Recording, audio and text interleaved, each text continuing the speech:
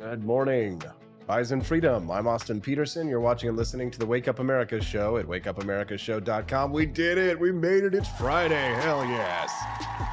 Oh my God. We got like 3 hours of sleep last night, so I couldn't be happier. Oh, what is that little giggling going on over there on the screen? It's Family Friday, which must mean Steffi P for Liberty's here.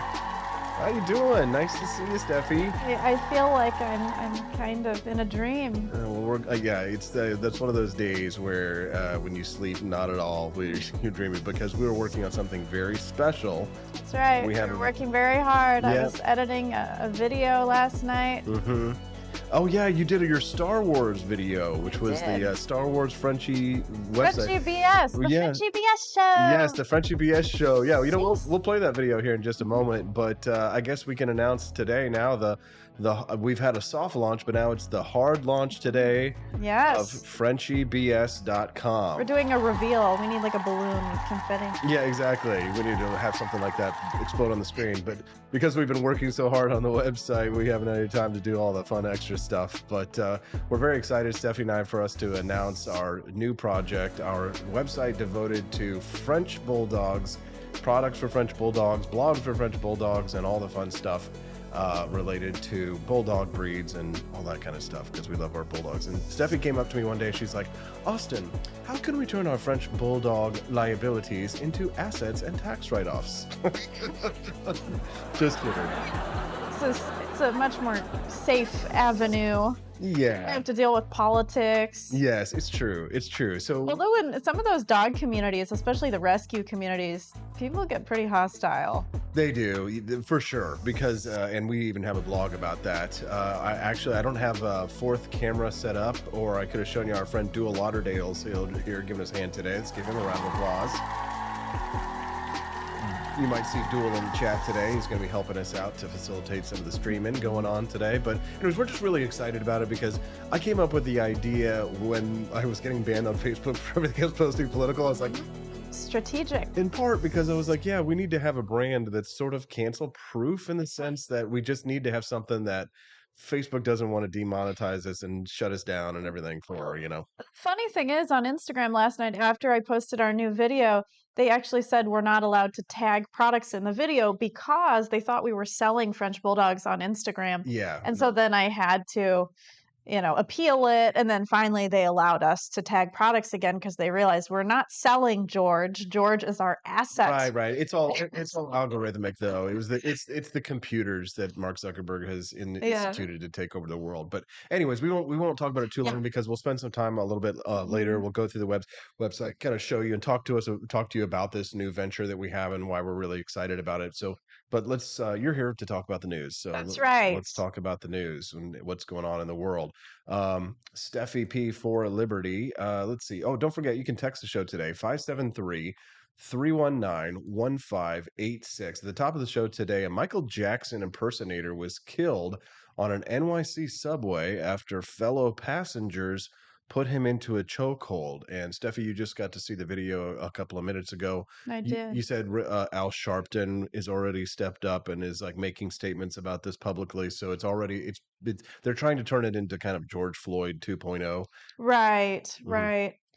Yeah, I mean, I was watching also the videos of this guy impersonating Michael Jackson, and he was really good back in the day. He was doing the moonwalk, and he had the hair, and I mean, you would think it was kind of Michael Jackson. Yeah, well, there's a lot of those in New York, buskers, and I used to do that, right? I didn't. I was You're Michael and Jackson. Yeah, I never assaulted anybody on a train, but I didn't scream in people's faces. But like I was telling you this morning, that song "Magic Moment" that I used to play, because I used to, when for extra change in between auditions, I would take my guitar, go down in the subway. We just talked about that this morning. Yeah, and it's funny because I remember, there were a few times when I was actually in physical danger.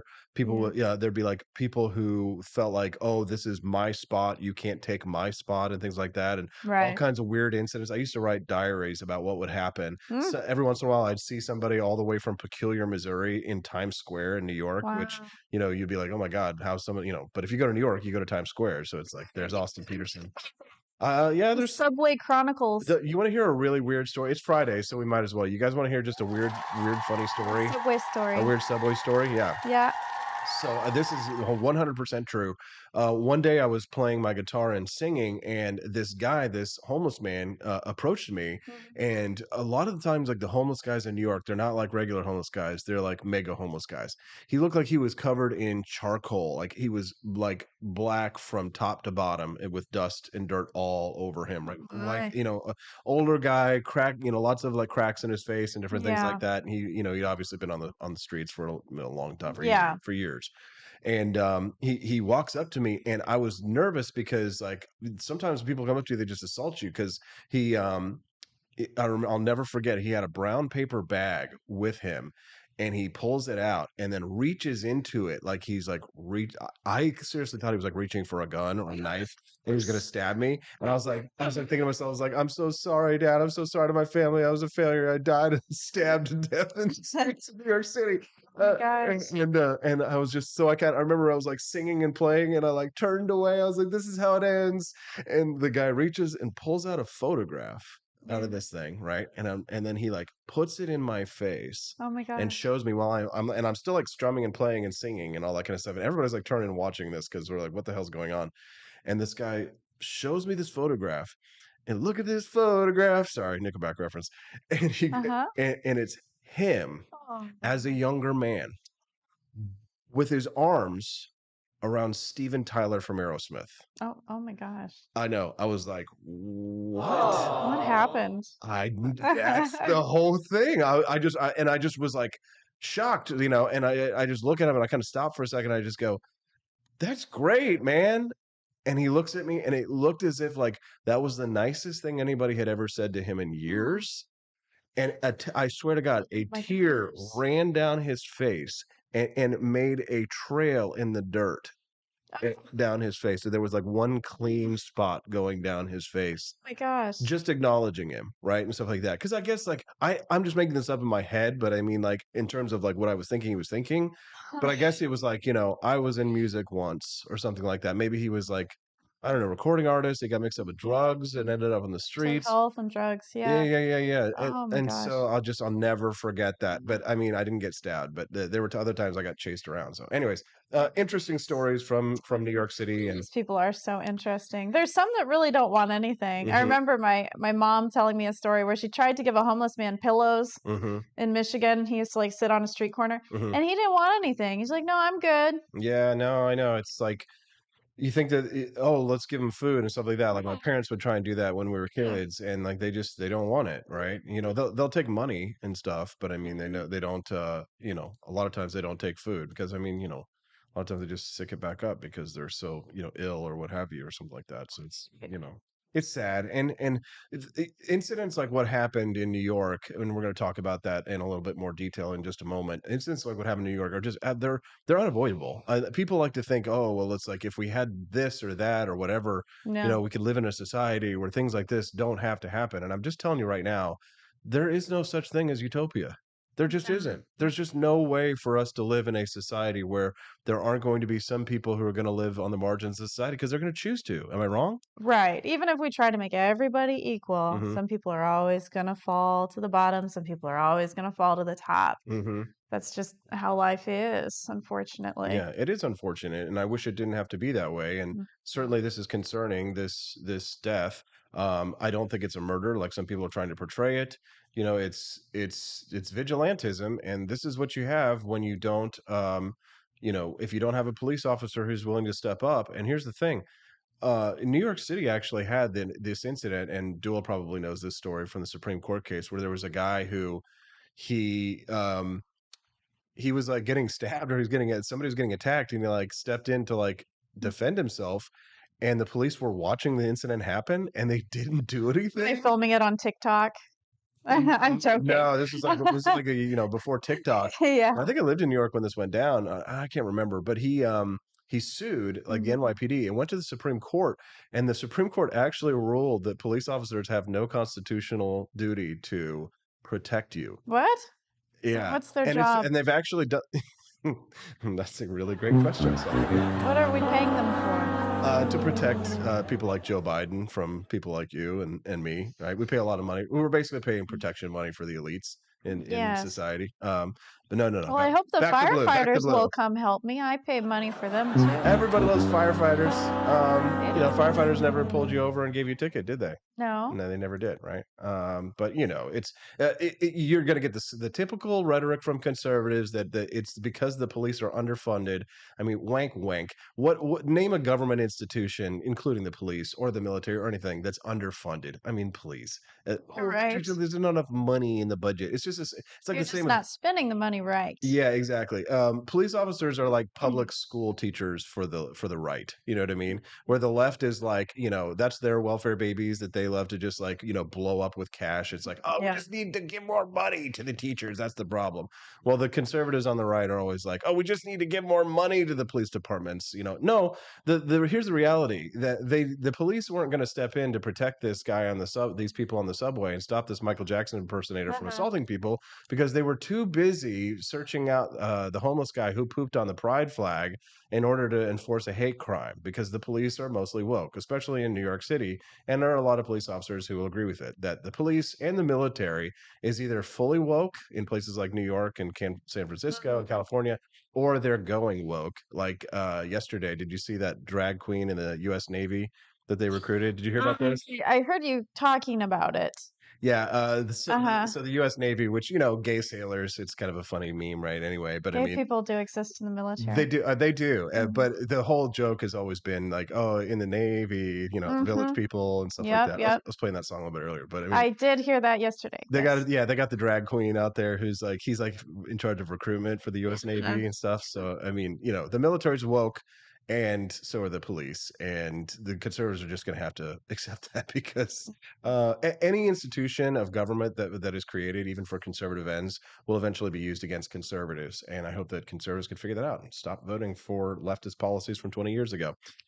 Let's talk about this. What else we got on the show today? We've got. Oh yeah! Oh my God, this one is just kind of mean, but I just laughed. This NHL star got his name is PK Subban. He got slammed for body shaming Lizzo. She's the great big black chick, this gigantic, and posts pictures of herself Queen naked. Of body positivity. Yeah. So he got busted for making a joke about the size of her lunch, and people are attacking him like typical clown move. I've got the clip. It's hilarious. It's what her lunch does consist of. I'm sure it's a lot. I'm sure there's a lot of. She mostly eats carrots. Yeah, there's a veggies. lot. Yeah, there's a lot of. Yeah, I'm sure she does. Yeah, she eats a lot of carrot cake. Sure.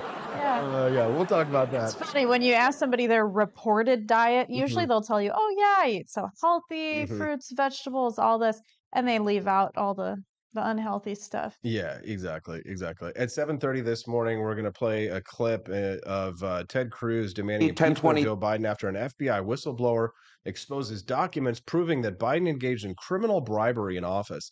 This has been an ongoing theme with Joe Biden and with Joe Biden and with Hunter Biden, that they're essentially their entire family is like a crime family, like Michael Corleone in The Godfather, where it's all protection money and pay off Ukrainian officials and things.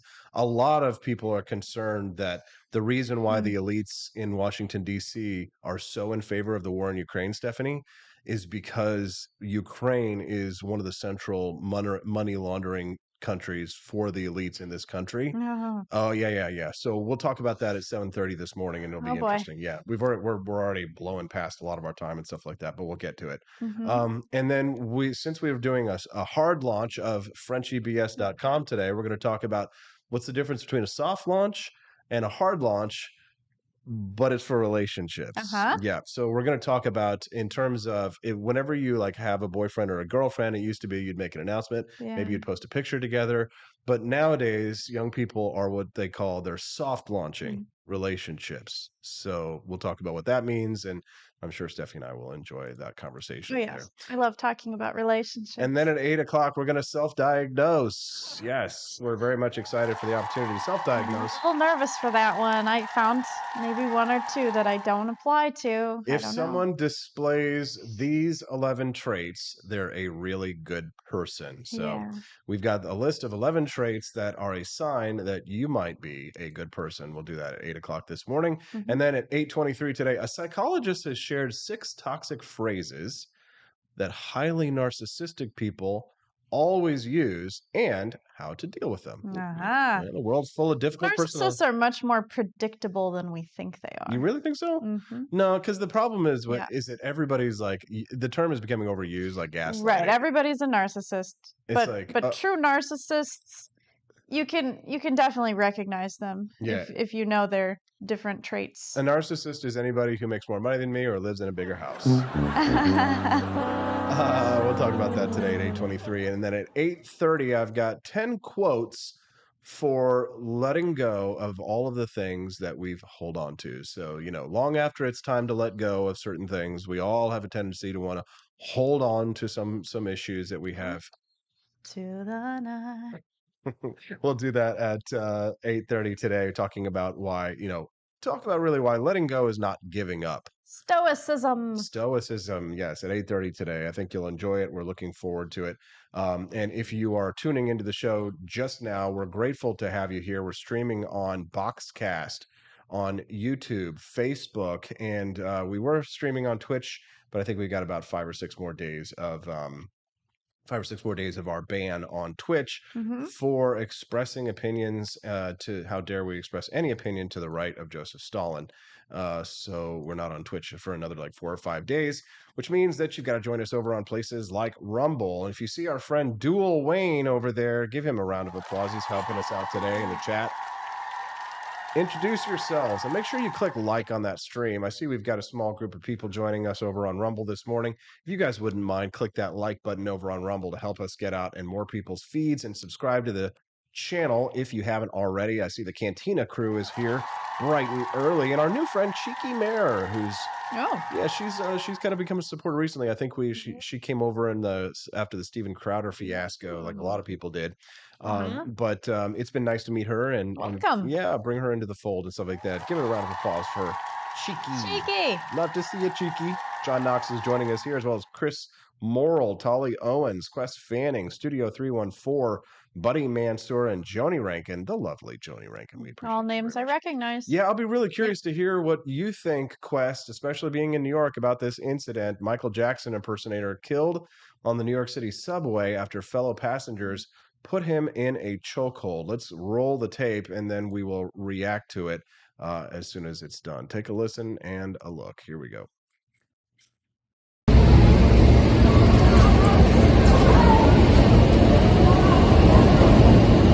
Nobody's yelling or screaming?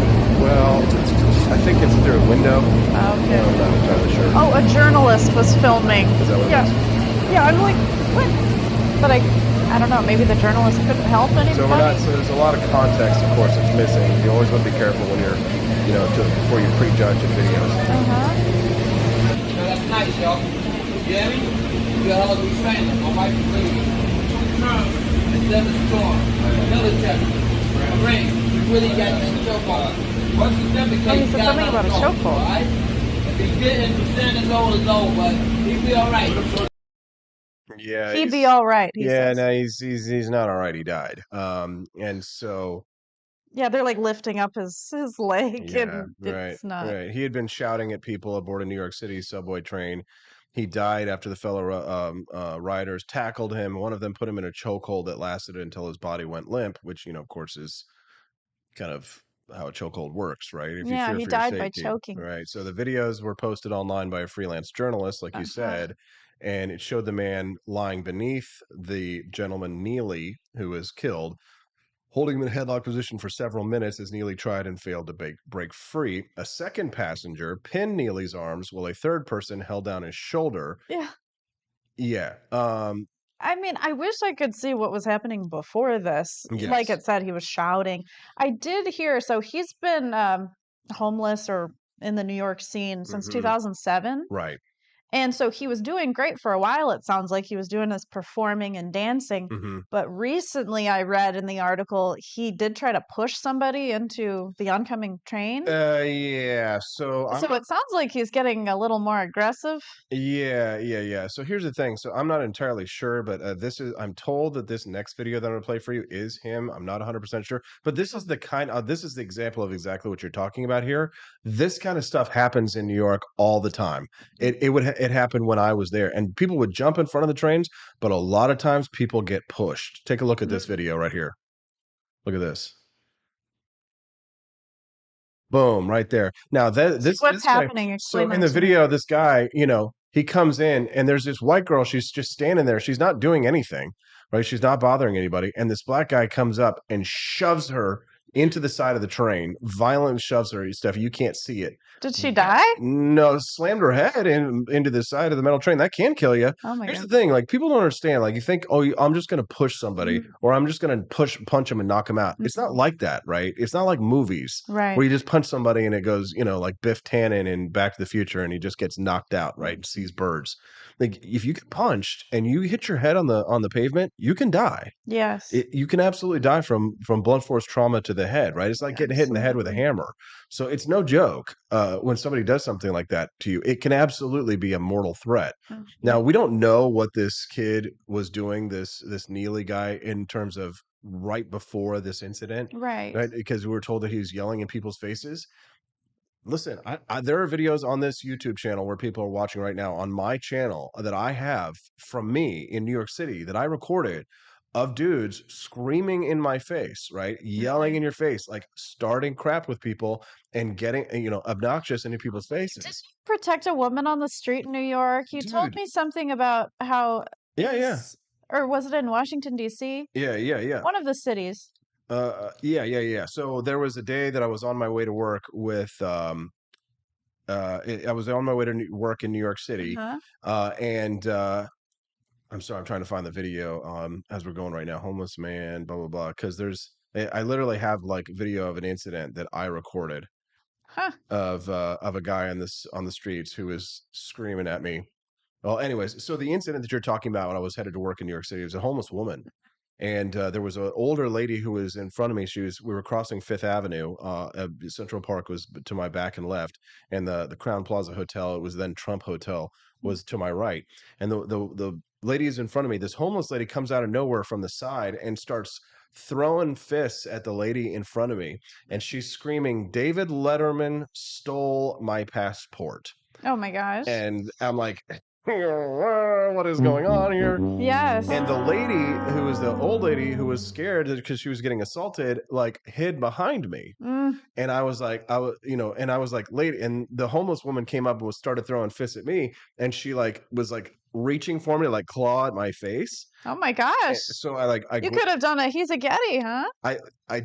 Obviously I could have used karate on her, but I was not going to do that on a homeless lady, destroy her or anything. So I just grabbed her wrists, okay, and then kind of kept her at a distance. And she's like, I like freaking like a movie. She has rabies. Dude, exactly. Like you get bit, I'm gonna have to go freaking get a staph infection or something like that, get a tetanus shot. So I'm like terrified. And the lady behind me, the old lady who's behind me, is like, and I'm like, I turned around and I was like, lady, get out of here so I can leave. And she's like, okay. So the old lady hobbled off and stuff like that. And as soon as she was clear, I took the lady by the arms and just kind of pushed her away and then ran, right? So I could get out of there and stuff like that. Dude, stuff happened all the time. Remember the story I told you about the guy who followed me home? The gay guy who was looking at me like he was going to eat me for lunch. Oh, I think so. Yeah. And then I had to physically I had to actually use a little karate on him to push him back in his chair because he was trying to follow me home on the train and stuff like that. So I had to tell him, I was like, sit down, do not get off of this train at this stop. And it was and I had scary stuff. Yeah. I'll tell. Well, we're in the media business. So all day. don't say that because we'll probably end up having to move there at some point, right? Because this media business, how it be. But there's like Chris Morrill says over in the live stream, there's a lot of untreated illness out there, and it's dangerous. And you don't know what you're supposed to do. And if there's no police officers around, what are you supposed to do? Yeah, I mean, maybe what are you supposed to do? We need to be educated on what we should do if there's a crazy person yelling at us. Quest Fanning says he's been riding the subways nearly daily since I was 10 and a half in 1990. Never been mugged. It's how you walk. Boy, he's right about that. I was never mugged. I was assaulted, but I was never mugged. And how you walk in New York City is everything. If you're checking over your shoulder and you're looking like a target and looking like a victim, you will become victimized. So you're not supposed to look around? No, and I would actually invite Quest, because he's more the native New Yorker, to sort of like talk it through. But if I could explain it very quickly, there's a certain walk, like you look like you're mean and you look like you're tough, and you walk with your chest out. My karate face. Yeah, you put on exactly the face that you make when you're beating men up twice your size and up in karate. Bob and weave. Exactly, exactly, Stephanie. Bob and weave, baby girl. I'm so proud of Stephanie, man. It's been awesome to watch you and Kumite fight class and beating up those girls and guys bigger than you. So, and apparently that homeless person who died, his mom also died in 2007. Really? Mm-hmm. Yeah, it's a tragic story, and of course the left and the media who play into their hands are out there claiming it's some kind of racial incident because the guy who choked him was white, right? But the guys who were helping restrain the guy were multi-ethnic, if you will. Okay. Right. So they just I just noticed that. one of the guys. He looked a little bit more tan. Right. But here's the more tanned. That's hilarious. It was hard to identify. You can text the show today. What do you think about this incident at 573-319-1586? That's 573-319-1586. Let us know what you think about this incident and the fallout from it, because it is one of the biggest stories right now. Well, and the thing is, the person who is a military veteran, he is not being charged as of now. He was released. He's free. He might be charged, though. Right. Yes. I mean, we'll just let the legal system take the lead here, and so hopefully they can investigate. This is what the mayor said, Mayor Adams. He says, "We don't know exactly what happened here. We cannot just blatantly say what a passenger should or should not do in a situation like that, and we should allow the investigation to take its course." I mean, pretty broadly stated. It makes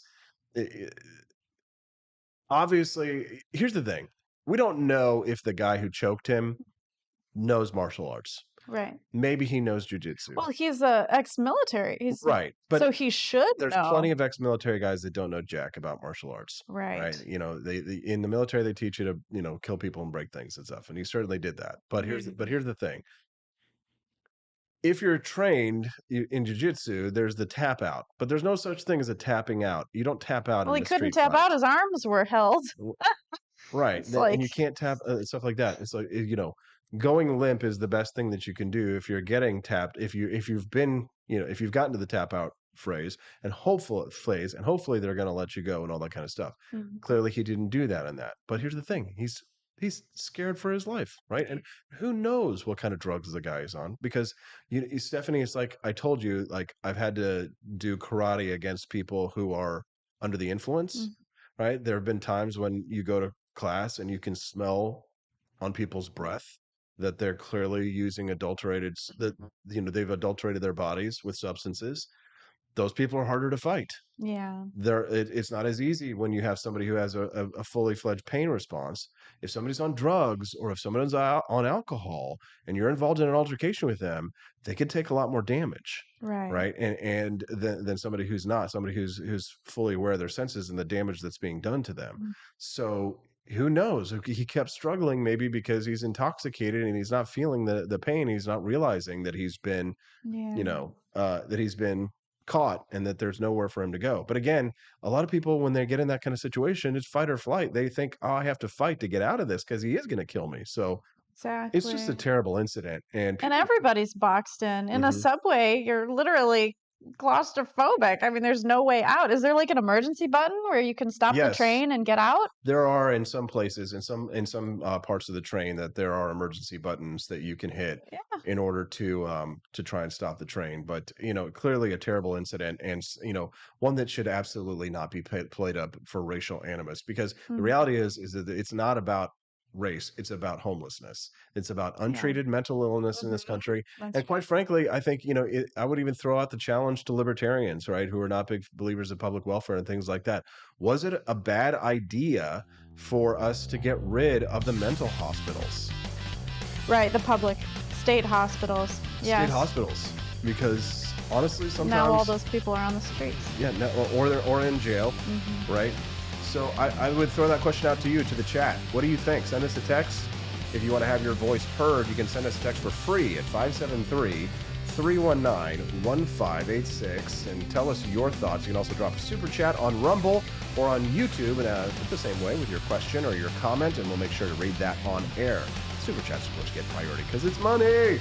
Super chats. All right. When we get back, Stephanie, what are we talking about on the show? Why don't we just pull up your little... Lizzo, her lunch. Lizzo's lunch. Oh, the lunch. God, find me something funny. All right, on a fun Freedom Friday with my lovely wife. Oh, boy, we could use another F word, but that would be not body positive. I was hoping... What, fat? Let's talk about that when we get back on the Wake Up America show at wakeupAmericaShow.com.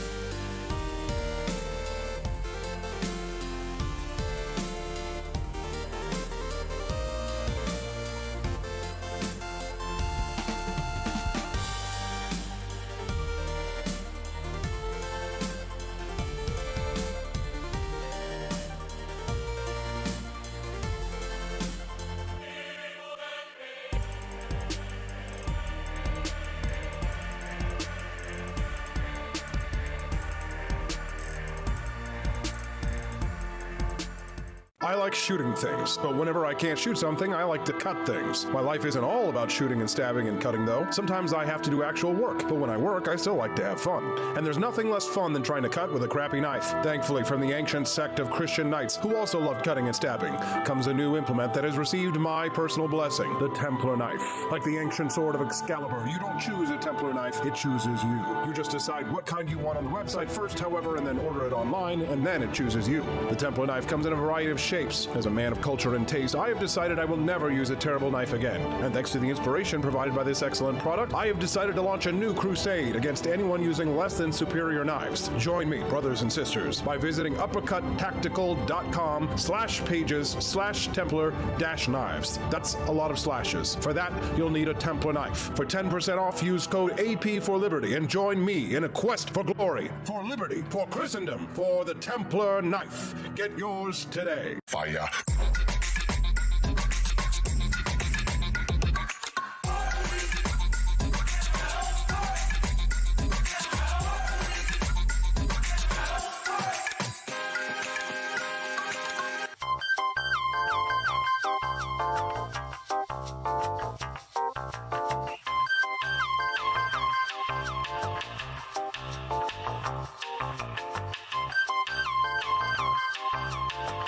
Hello, this is Barack Obama, and let me tell you why Austin Peterson stinks, and you should never pay attention to anything that he has to say. First of all, he's a libertarian, and we all know libertarians are idiots. They don't realize how important government is to everything that we do. I recently became aware that Austin has opened up a libertarian shop at apforlibertyshop.com. Now, I'm asking you as a personal favor to me that you never ever visit apforlibertyshop.com. With all of the great Liberty merchandise there, the last thing that we need to do is to get people spreading this message around the country, because then they might start thinking that they don't need government. And that's the last thing that good Democrats like us want. So if you love democracy, like me, and hate freedom, then don't visit AP for Liberty Shop. Like I said, whatever you do, do not visit apforlibertyshop.com. I'm Barack Obama, and I approve this message.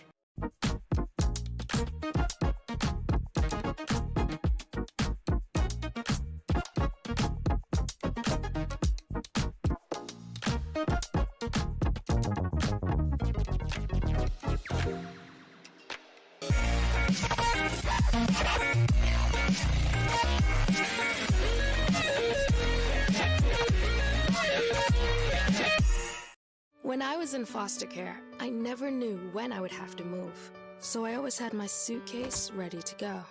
Then one day, I was adopted. My new parents opened their hearts and home to me. My parents cook my favorite breakfast for me every morning. My parents take me on trips I never thought I would go on. They gave me a home and an even better reason to use that suitcase. My parents aren't perfect, but they're perfect for me. I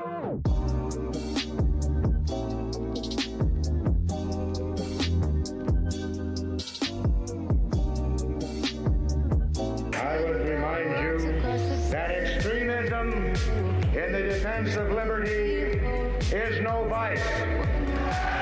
It is better to settle these matters in the courts than on the streets, and new laws are needed at every level. But law alone cannot make men see right.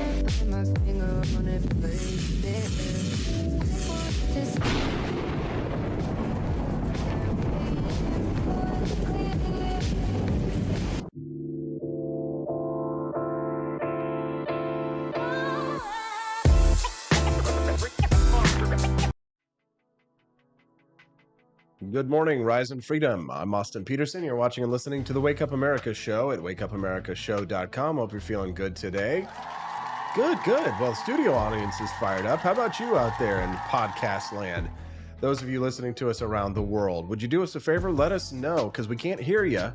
Why don't you just click that like button and let us know that you're here today. If you're watching us over on Rumble, give it up for our Rumblers this morning. Nice to see you. Yay! And of course, a big special thank you and shout out to our friend Studio 314 for the super chat today. Very grateful for that. Thank brother. you, 314. And what is that voice that we hear right now? If you're just tuning in, you might wonder, Austin, are you like throwing your voice over there? Does you sound like a girl? Stephanie. No, Stephanie Peterson, my wife, is here. Hello. Nice to see you. I found the video that I took like 20 friggin' years ago on the subway. It's called Pissed Off Homeless Dude on the Subway in NYC. Take a look at this. So this is from like a terrible handy cam that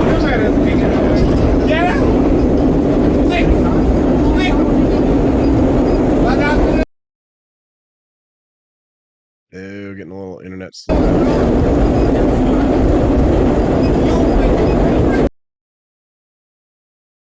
Anyways, is internet? Well, it's not the internet. Right. It's nice and fast. Get out! This particular video. SWAT! Get out of here. Is the police? Yeah, I don't know what's gonna go on here. Let me try and refresh and see if I can get it. Get out!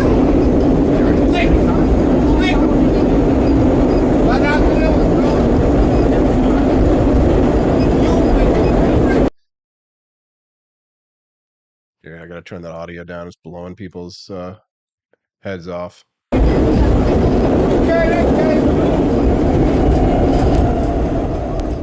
Sorry about that, Mr. NYC. Sorry about that. Too loud.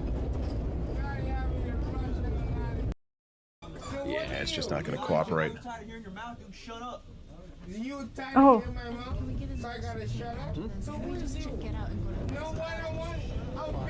You can hear my girlfriend at the time there, Christina, who was with me, and she's like, "Can we just get out and get off the subway at the next time?" And I'm like trying to get a better angle with my video. Freelance journalist. This is before smartphones, and every phone had a camera on it, so I had like a little tiny handy cam with me.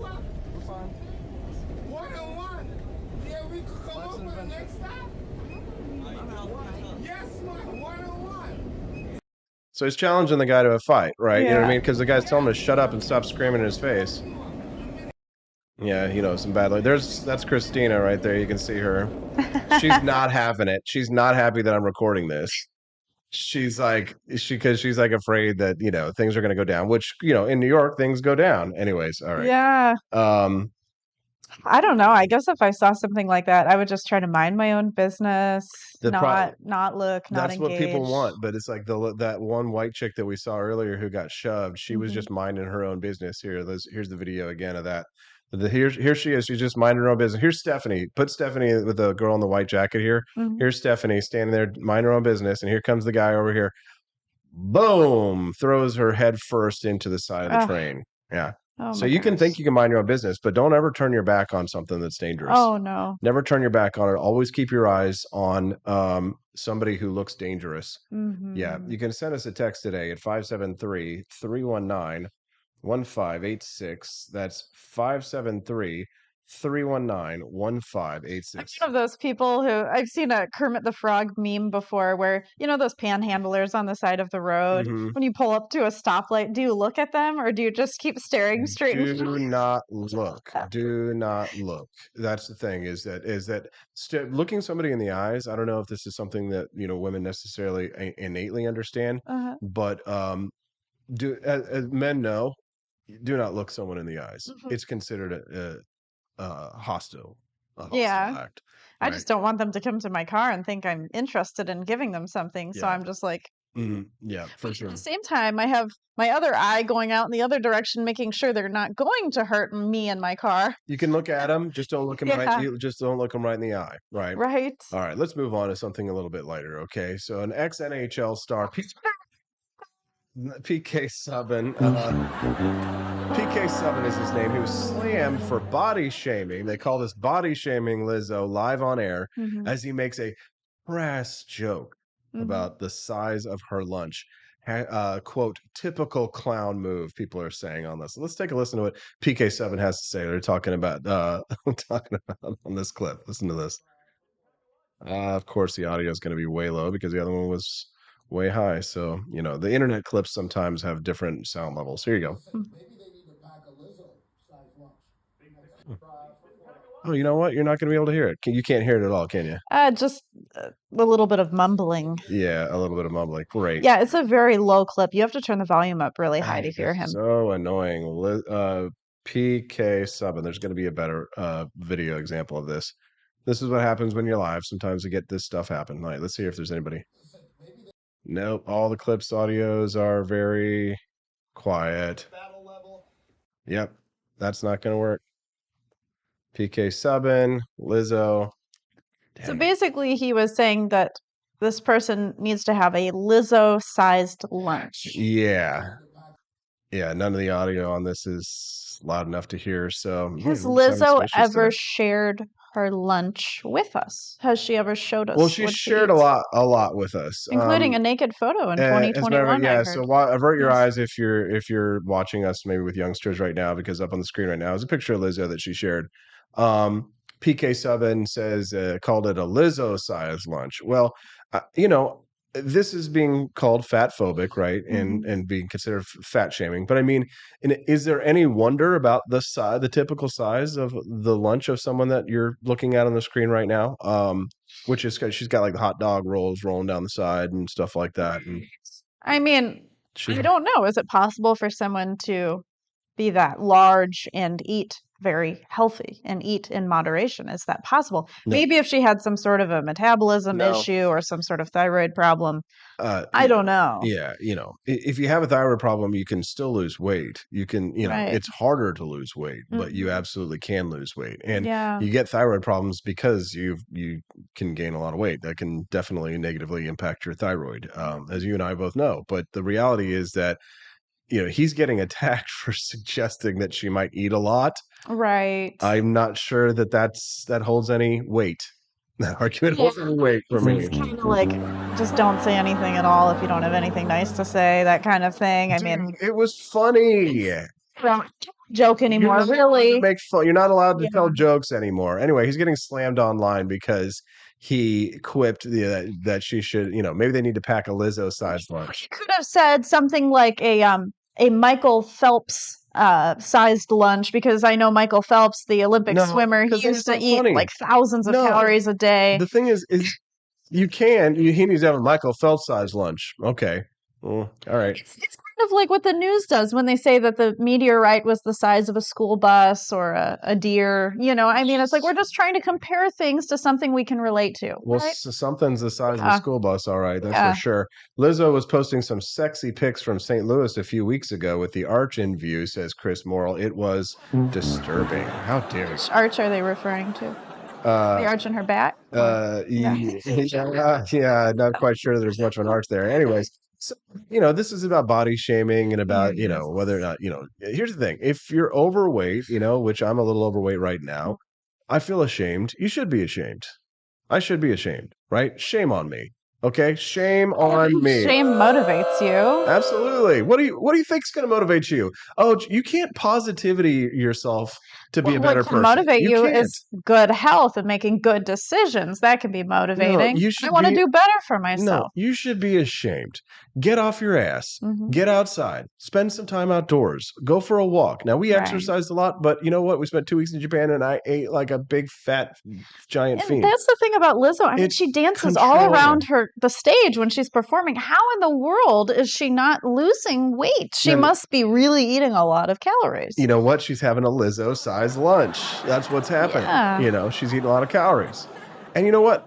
That's fine if you want to eat a lot of calories like that and you want to live your life like that. This is America. You blow up to 500 pounds and drink sugary sodas all day long.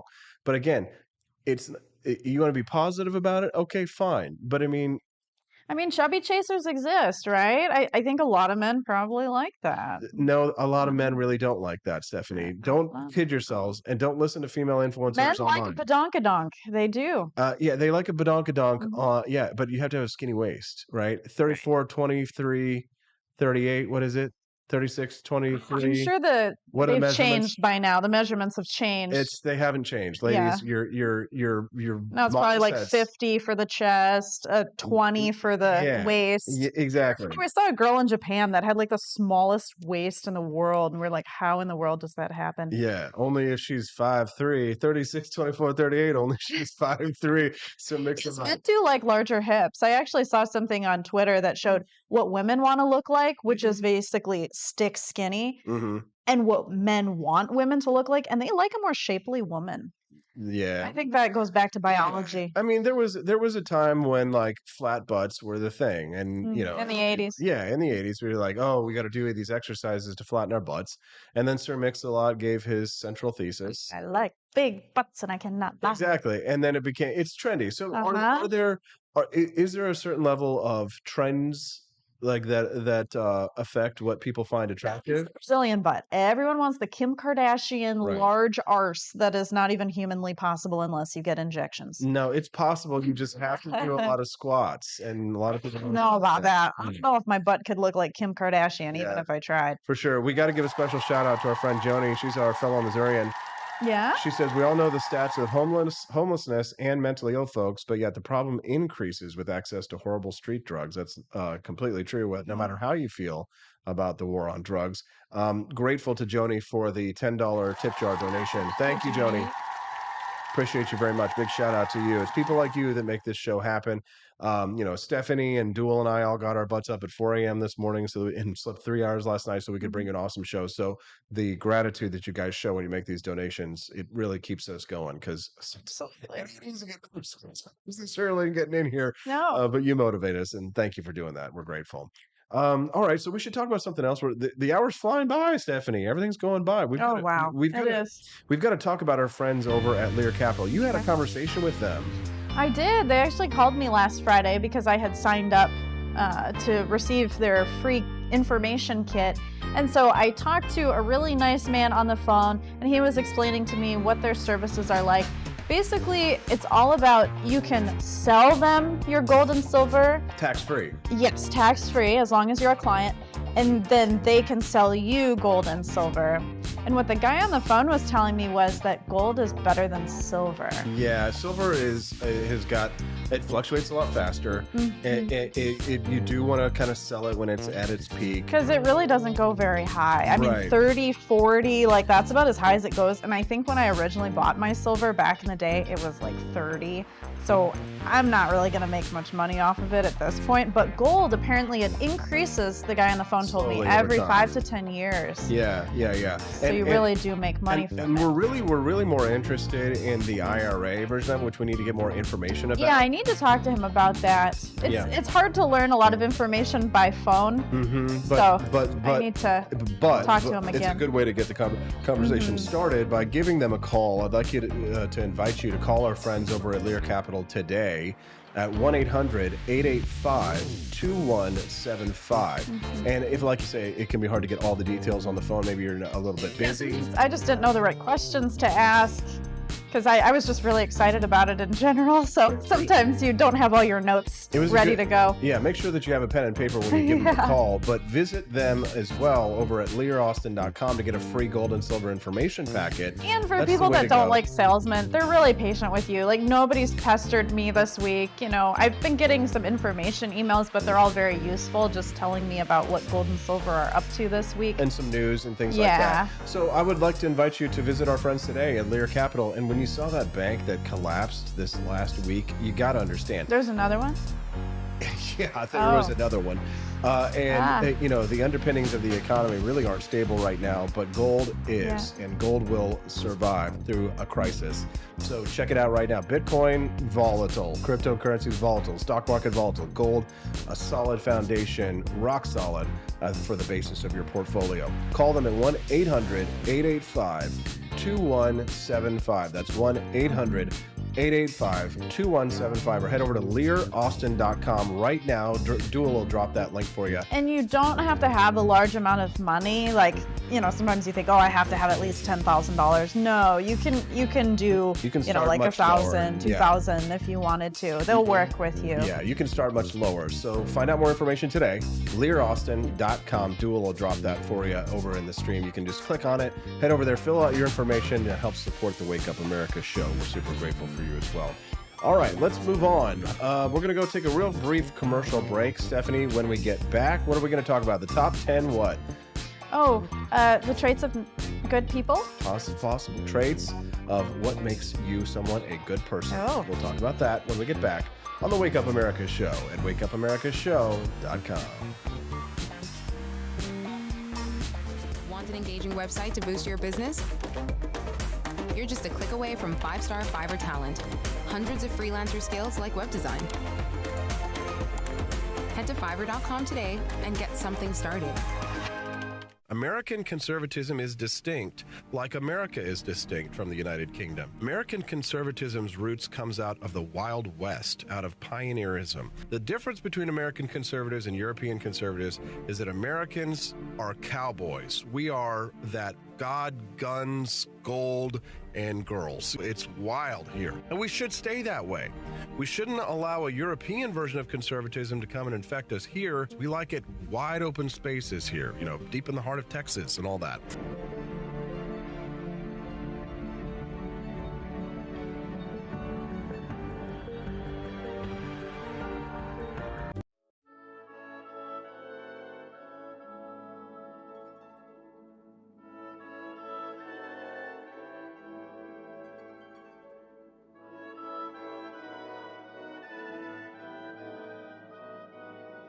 Hey there, it's your favorite Vice President Joe Biden. I wanted to talk to you today about the Wake Up America show, the best source for all your political news and commentary.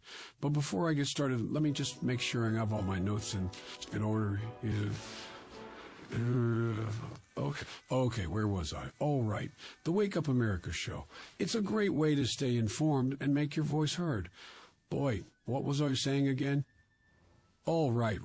The Wake Up America show. It's important that we all stay engaged and knowledgeable about what's going on in our country and, you know, the thing. But hold on, where was I going with all this? Oh, yeah. The Wake Up America show. It's a fantastic resource. And if you really want to make a difference, man, you can sign up to be a monthly donor at wakeupAmericaShow.com/support. Now, where was I? Oh, that's right, the Wake Up America show. So if you want to stay woke and support a great cause, head on over to wakeupAmericaShow.com/support and sign up to be a monthly donor today. And if you're feeling generous, you can even give a donation in my name. Thanks for listening, and keep on keeping on, America. Come on, man.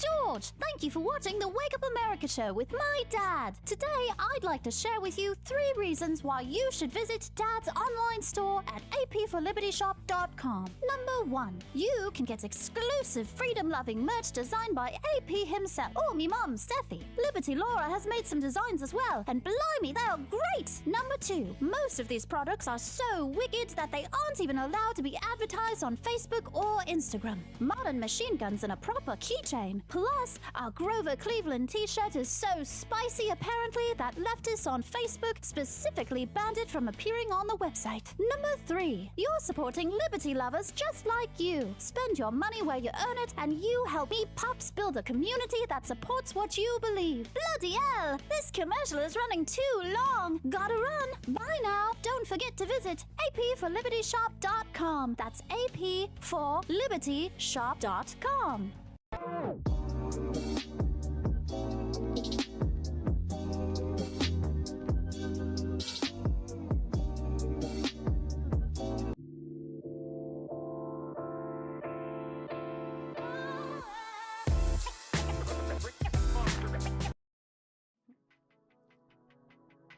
Good morning, Rise and Freedom. I'm Austin Peterson. You're watching and listening to the Wake Up America show at wakeupAmericaShow.com. Happy Friday. We're in a festive mood today. Glad to have you here. Make sure that you click that like button if you're enjoying the content that you're seeing so far today. My lovely, beautiful, smoking hot, redheaded libertarian wife, Stephanie Peterson, joining us in studio. How you doing, Steffi? Hi, I'm doing good. Yeah. And if you're in the chat and you see our friend Dwabe Lauderdale, he's no dweeb. He's awesome. That's his nickname. We just Duel. learned the story behind it. It's Yeah, very interesting. Duel's joining us in studio today, giving us an extra little bit of hand. So let's give him a round of applause. Drop him an applause in the chat. Well, you can't do that. Well, yes, you can. Just click that like button if you haven't already, and we'll be super grateful to help us spread the message of economic freedom and personal liberty, which is what we're all about. Freedom here. That's right. Wake Up America. It has a double meaning, doesn't it? What? Freedom? Well, yes. Maybe I'm not woken. You're not woke yet? Well, that's probably a good thing. hit the laughter button. Wake Up America meaning like the obvious plain literal meaning, like it's time to wake up, right? And like the 1950s war poster, Wake Up America. Right. Or 1940s, I mean. Right. World War II. But no, it mean, the other meaning, of course, is it's time for us to wake up and get active in our communities and to fight for freedom, right? So like clearly I'm not up yet, yes. You're not up yet, right? Yeah. You're not like me where you're sipping coffee on the do not take any caffeinated beverages, so I am running on natural steam here. Maria Krabs says, I'm just noticing the shirt. Lots going on there, AP. Yeah. How could you just notice the shirt? We're just not woken yet. Yeah, that's the I guess problem. there are a lot of colors and things going Yes. on the screen, but so that's hopefully to keep it eye-catching. Thanks so much for tuning in today. Glad to have you here. 1 like equals 1 applause, says Tool. Very funny, very funny. All right. Good idea. All right, we're going to talk about now, if somebody displays these 11 traits, then they're a really good person. I think you're really excited. You love the top 10 lists. I know, because then I can validate myself. But in this one, I don't know if I can truly validate my goodness. All right. Do you ever wonder what really makes somebody a genuinely good person? Yeah. Right? You sit there and ask yourself. It's not. People are like, you're such a good person. Or you Right. say that to someone else. You're such a good person. Like, why do you think that? What is it about them? Because here's the thing. A lot of people, especially when you're young, they're like, oh, you're my best friend. Oh, my God. Because they think you're so nice. Right. Like just niceness is what nice people think. people equals good people, not necessarily. Right. But I mean, the fact is that a really good person actually embodies a set of qualities that reflect a deep-seated sense of kindness or compassion or integrity, right? So we're going to explore right now this list of things that create the foundation of a truly good person. Are you ready? I'm ready. I know you are. You're so cute. Number one, they're empathetic. A good person has the ability to put themselves in somebody else's shoes, right? And truly understand their feelings, right? So someone who can kind of sense the emotions of others, right? And yeah, it's different than sympathy. I've always gotten confused between those two. Sympathy is where you feel bad for somebody, but empathy apparently is where you truly can feel what they're feeling. Yeah. I still don't understand the two. It's silly. But yeah, it's just being able to be in someone else's shoes. Let's give a big welcome to our friend Vile. Very first time we've seen him in the chat. Nice to see you. Good morning. We always love to make new friends. Yes, I'm seeing some new names in there today. Yeah, it's nice to see. Yeah, so Vile, kind of a scary name, but introduce yourselves because we're very nice over here. But that doesn't necessarily mean that we're good people, because That's right. niceness isn't necessarily what makes somebody good. Yes. Right. So Right. So empathy if is you not can... about just feeling sorry for somebody. Though, No, right? it's about truly understanding how they feel. Mm-hmm. Mm-hmm. Right. Good persons don't usually go around talking about how good of a person they are, says Chris Borrell. Very true. That is true. Well, yeah, another one down the line will be humble. Yes, we'll get to that. We'll get to that. Yep. Number 2, and this is what Stephanie and I were having a conversation about this week. I'm sure she'll be really fired up about it. Number 2, they're honest. Yes, I'm honest. Honesty is the foundation of any healthy relationship, right? A good person is truthful, reliable, and trustworthy. They don't lie, cheat, or manipulate others for personal gain. That's right. I disagree. Then read down here. It says it doesn't mean that you have to be super blunt to people. Right. So being honest doesn't mean you have to be mean to people. Right, or being blunt or insensitive, right? So that's true. There are kinder ways to break the news to someone about things, for sure. But sometimes wake up calls are necessary. It's not to say that you're not, and good people, give you wake up calls, right? Yeah. But I mean, here's the thing. So, and this was a conversation, I don't want to get into it for half an hour, Stephanie. Right. But when we're talking about things like white lies, for example, right? There are a lot of husbands out there who, when their wife says, "How do you look?" They respond with, "Well, you look fantastic, sweetheart. No, your butt does not look big in those jeans." Yeah, you're laying out, postpartum, you're laying there, in a pool of blood, of placental blood. It's the most beautiful thing I've ever seen in my life, And then a few months later, the guy goes and cheats, and the woman wonders, Okay, we don't need cheating on me. Okay.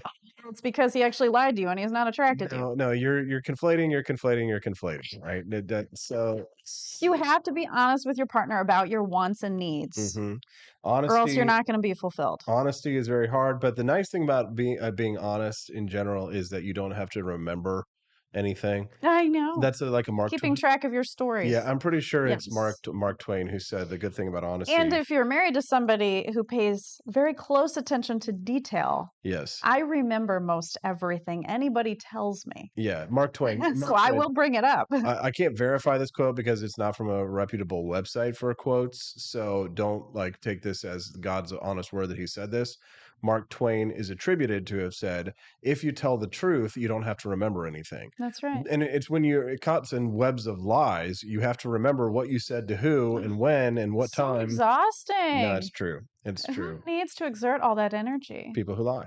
Yeah. Right. Well, that's the consequence you get for lying. Yeah, there you go. Karma. There are consequences. There you go. Very true. Number 3, Stephanie feels very strongly about this. I do. I hate liars. Yep. Okay. Number 3, they respect others. Yes. Respecting others is a clear sign of a really good person. They value people's opinions, beliefs, and feelings, even if they don't necessarily agree with them. It'd be like respecting pit bull owners. Maybe no. Respecting somebody who has different political views from you. Respecting people on the left. No, God, please. No, I'm not a good person, I guess, because I don't respect others just automatically, right? But not everybody, God, I just feel. See, I've been taught to respect others because as a therapist, I can't start freaking out in a session about somebody's views. I have to remain unbiased, good listener, validate. Right. It just reminds me of this quote from H.L. Mencken. He says, "We must respect the other fellow's religion, but only in the sense and to the extent that we respect his theory that his wife is beautiful and his children smart."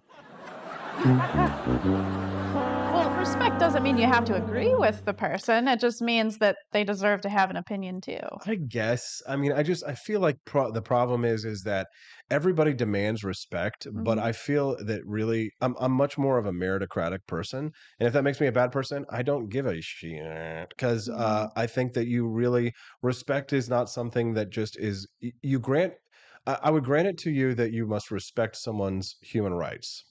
You must respect you must respect that somebody has a First Amendment right to their opinion, right? I respect your right to have an opinion. I don't necessarily respect your opinion.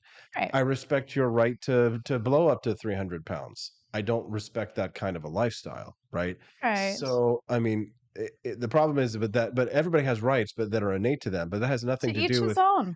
That's all I To say. Sure, again, live and let live.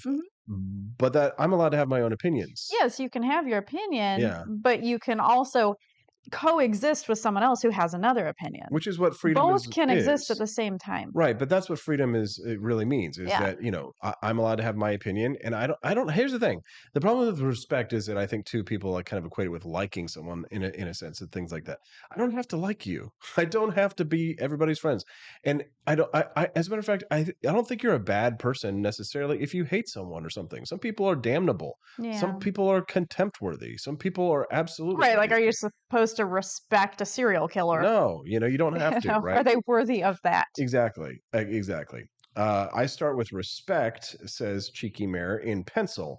The person can then earn a pen or eraser, depending on, right? Ray, respect and Right. karate. Yes. Yeah, that's it. Ray, exactly. Mhm. That's right. All right. So let's keeping in keeping here. We shall continue.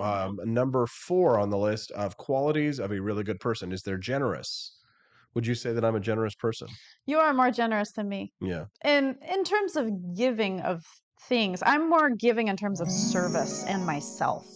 I don't like to give money to people. I'm not an object person. Yeah, I'm a gift giver. Yeah. I like to give people like gifts and like, homeless people like sometimes, at Christmas and things like that. Are you a homeless person coffee in Kansas City? Yeah, and give money and things like that and stuff like that. It's Christmas time, for God's sakes. That's what we're Whereas supposed to do. me, I'd rather volunteer for hours helping animals or people. When's the last time you did that?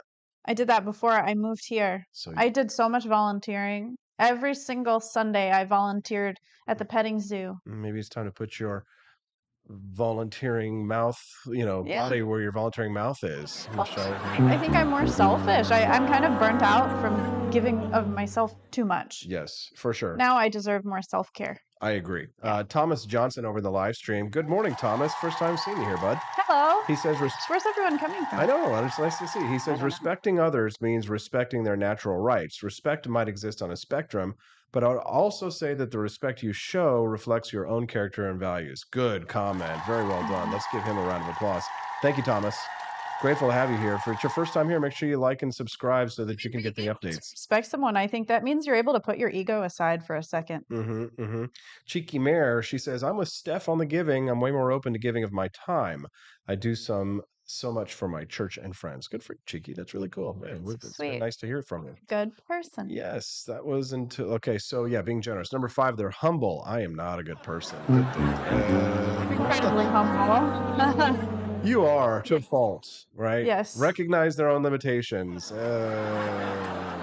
dare you? The sky's the limit for you. Yeah.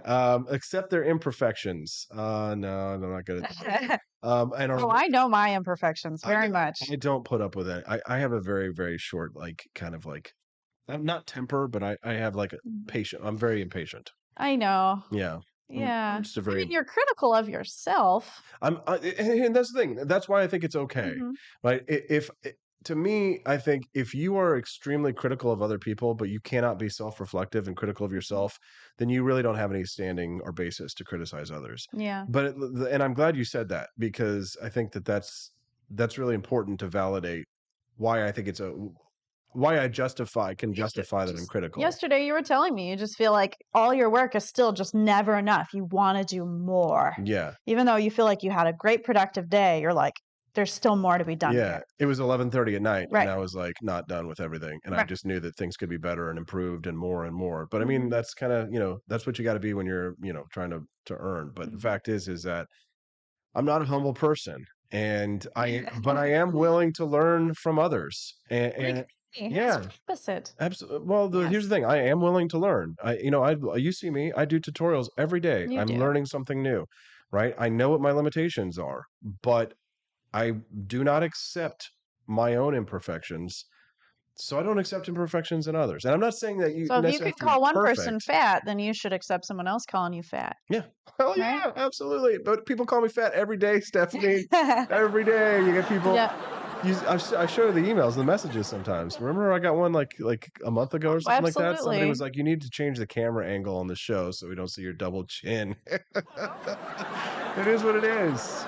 Yeah. I live in that world, but I mean, I ask for it. You know what I mean? I put the camera So on maybe me you every day. have to act like more confident to counteract those types of comments. Maybe that's kind of part of the Well, you know what it psychological trick. is my thing has always been is that I've always learned is that you got to be able to laugh at yourself. Yeah. And what I would Oh, always do if there absolutely. was if I knew I was going to be like, get made fun of or be critical, what I would always do, and I learned this growing up, is just you make the joke about yourself before anyone else does. Yes. Own it. Yeah, Own it. make the joke about yourself before somebody else does, because then when the bully or whoever the asshole is like, makes the joke, they're like, dude, we already said that. You know what I mean? Like it's not funny Who anymore. cares? Exactly. So being able to laugh at yourself, which I can. Number 6, and this is what I think maybe one of my qualities that I can say, not being humble. They take responsibility. A good person takes responsibility for their actions and their choices. They own up to their mistakes, learn from them, and strive to do better. Oh yeah. Yeah. You do that, and I do that too. And I apologize. Yes, you do. I do when Yeah. when I've made a mistake. I mean, there have been times when I've come to you and made sincere apologies, right? And I think that's that's an important quality in a good person. I don't blame other people for my mistakes. Right. I probably apologize a little too much. Right. Number 7, another quality that I do not have of good people, they're patient. Yes. Well, we work on that patience quite a bit with Mhm. karate, especially. That is really the thing that kind of like the karate and there's other things that I force myself to do to be patient. What are some of the things that I do like where it's like a task that takes a long time? I can't remember. The audience probably doesn't care. Yeah, But it's just like, learning anything pretty much. Sorry, I yeah, have yeah, no, it's something in my true. throat here. No, it's true. I will submit myself sometimes to situations where I know I'm going to be frustrated because it's going to take time, but it forces me to learn patience and things like that, or I'll play games that require patience and things like that in order to help. Right, like we played this one team game. Remember those little thread people? Mm-hmm. And we had to be very patient with each other. Because sometimes I'm slower, or it I takes get me longer to impatient. learn. I get impatient, So it's like, we're playing charades with our friends a couple months ago. Oh yeah. And people are like trying to learn the rules. They're like, this is stupid. I can't figure it out. I don't want to play, blah, blah, blah. And I'm like, I get snappy because I'm just like, I just pay know. attention. Like, be patient. And then it takes we'll the learn. fun out for other people. I know, because I'm impatient, right? So, anyways, but being patient is an important quality. Number 8, they practice gratitude. Would you say that I practice gratitude? I think so. Yeah, you're very thankful, and you tell me that you're thankful for me. Yeah, pretty much all every the day. time. Yeah, Absolutely. I'm always doing that, and I think that's a quality of a good person that we can attribute to ourselves. How about that humility, huh? Yeah, the 3 things of gratitude every day. Think about 3 things that you're thankful for. Yes. It'll make your mood better. Cheeky Mare says, I'm pretty patient, except in the car. I lose my religion in the car. So many people have such road rage. I don't know what it is. Is it because you're boxed into this vehicle and you can't get out? What is it? Yeah, then there's also like when you bump into somebody on the sidewalk, you're like, oh, excuse me, sir. Oh, pardon me. Right? Yeah, exactly. That's a Missouri thing, which we have in the AP for Liberty Shop store. Your heart says, oh, right? Just no. honk the horn. No. Let it out. You need the other person to know that they need to disappear from this planet immediately. Right. I don't know what it is, but there's something about being in the car makes you mad. Yeah, it's very common. Trust me. Yeah, for sure. Paying taxes is the game that requires me to care, but I lack the patience. You do too. Yes, for taxes. Yeah. Oh, dude. I'm willing to sit there for hours and hours and go through that. I know. We got to give credit to Corey Cunningham for that quote. But no. When we're sitting down paying our taxes, like, like I'm like boiling and seething with rage, and I'm like fidgeting, and I'm on my phone, and I'm like breathe. I like breathing heavy and all that kind of stuff. Like it's all I can do not to go and overthrow the government. Like every like once a year at least. I mean, I want to overthrow the government pretty much every day, but there's one time a year when I'm like very impatient. Go ahead, Steph. Say I'm not patient when I'm like waiting for somebody to respond back to me or waiting for news that's important. It's like I need to know, and it makes me anxious waiting. If you're just tuning into the Wake Up America show, good morning. I'm your host, Austin Peterson. It's Family Friday. My lovely wife is Stephanie Peterson joining us in studio here today. If you're enjoying the content this morning, we usually have a lot more fun on Fridays and just do more like kind of silly, fun, interesting topics. Yes. We did do the serious topic a little bit earlier in the show. So if you're interested in hearing the comment about the vigilante incident in NYC, you can back it up and watch that. Or if you're watching us over on Rumble right now, do me a favor, click that like button. Would you mind doing us a big favor, Rumblers, and subscribe to our channel on Rumble? We would be very grateful. because that channel has been growing, and it's nice to see that we've been getting so many new followers over there, and Rumble is really impressing me these days. I appreciate that. Yeah. Also, very briefly, I want to talk about Boxcast. This is a new network that's coming out of what's called the Spreely Network, which is a way for yeah, it's called Speak Freely is what it's That's what it means. Speak Freely. So Okay. we're hoping to grow that network as well, another free speech network to continue to help to build up alternative platforms, because we're banned on Twitch right now. So it's for another like Replace 6 or one 7 for days. another. Yeah, exactly. Yep. So we're glad to be over there, and we're grateful to them for inviting us to be over there, which means we should be very soon. I've been told that we'll be broadcast onto Apple TV, Roku, and Amazon Fire TV. Oh my gosh, that's crazy. So the Wake Up America show is going to just continue. Our audience is just growing and growing. We're going to be on TV. Yeah, we're super excited on the about big screen. Yeah, so if you like the Wake Up America show and you've been with us for a while, I do want to introduce you to one of our little side projects very briefly. I wanted to talk to them about Frenchie BS, Stephanie, because we don't have a whole lot of time. Now, I know people, there may be 0 French Bulldog owners who are watching us this morning, right? We don't know. I don't think there's 0 people who don't like dogs. Right. But everybody likes dogs, right? That's a good point, Stephanie. Thank you. Some people who like dogs in the chat. I think 100% of the people probably like dogs in the chat. Exactly. I'm gonna set that up in the staging area real quick before we bring it out there. There we go. Boom. All right, nice. Okay, so Frenchie BS is something that we had a soft launch for a couple of years ago. I started Frenchie BS as kind of a blog to talk about our dogs, things that like before we were even together. You started it when you had Kelvin. Yeah, just as a way to kind of like to talk about health issues with French Bulldogs, and we were excited to see like this month that French Bulldogs are now the #1 dog in the United States. Yeah, they've bypassed the Labrador Retriever. Yep, the Labrador Retriever was, according to the American Kennel Club, the #1 dog, and for like over 30 years. Now, the #1 dog in the United States is the Frenchie. Yeah. So, congratulations to French Bulldogs, right? Woo-hoo. But we want to be kind of the best resource for Frenchie information, and I always had an eye on turning it into an e-commerce site. Yeah. And so now, starting today, Frenchie BS is up and available and shoppable. Yay. Now, we don't have a whole lot of products just yet, Yes. right? We're going to be adding things more. But what I would really like to invite and ask you all for a personal favor is, would you mind visiting the website and just clicking around on things, taking a look, add some products to your cart. If you really like any of the products, feel free to grab them, obviously. And we'd love recommendations. What products would you like for your pets? Yeah, because we do. Or for yourself. Because a lot of the items that are on there aren't necessarily just exclusive for French Bulldogs. There are some things on there that are for just regular dogs as well. But Boxer, she says, Cheeky Mare says, I loved my Boxer. Her German Shepherd is iffy. That's very funny. But Boxers are a bully breed. Yes.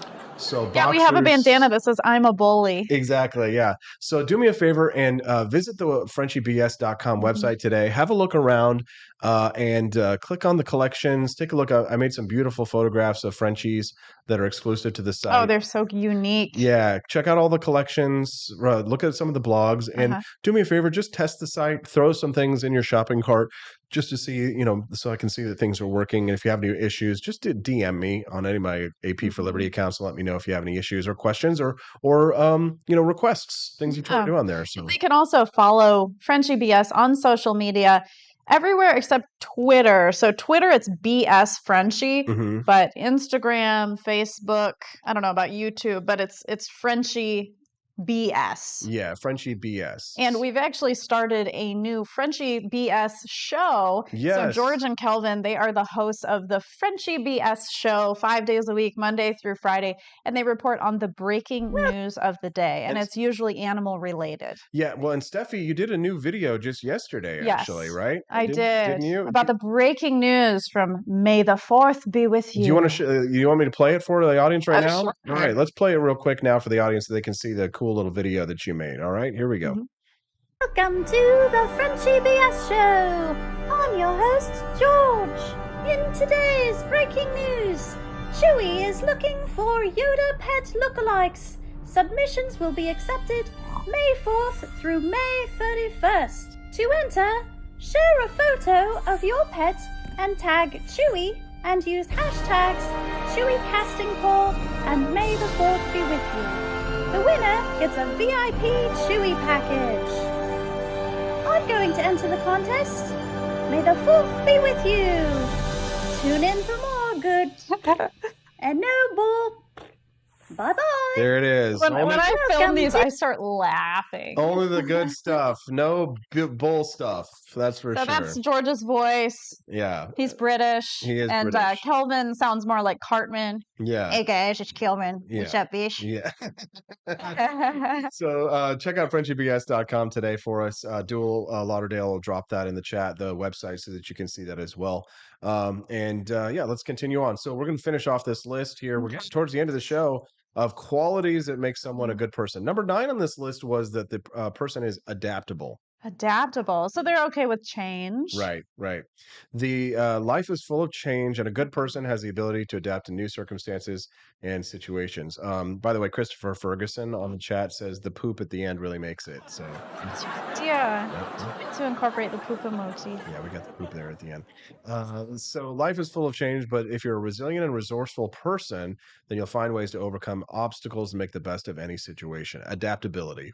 Yeah, I would say I've become a lot more adaptable since I moved from Michigan. When I was in Michigan, I was extremely complacent and stable. But then during COVID, I was like, you know what? Let's mix it up a little bit. I'm ready to live.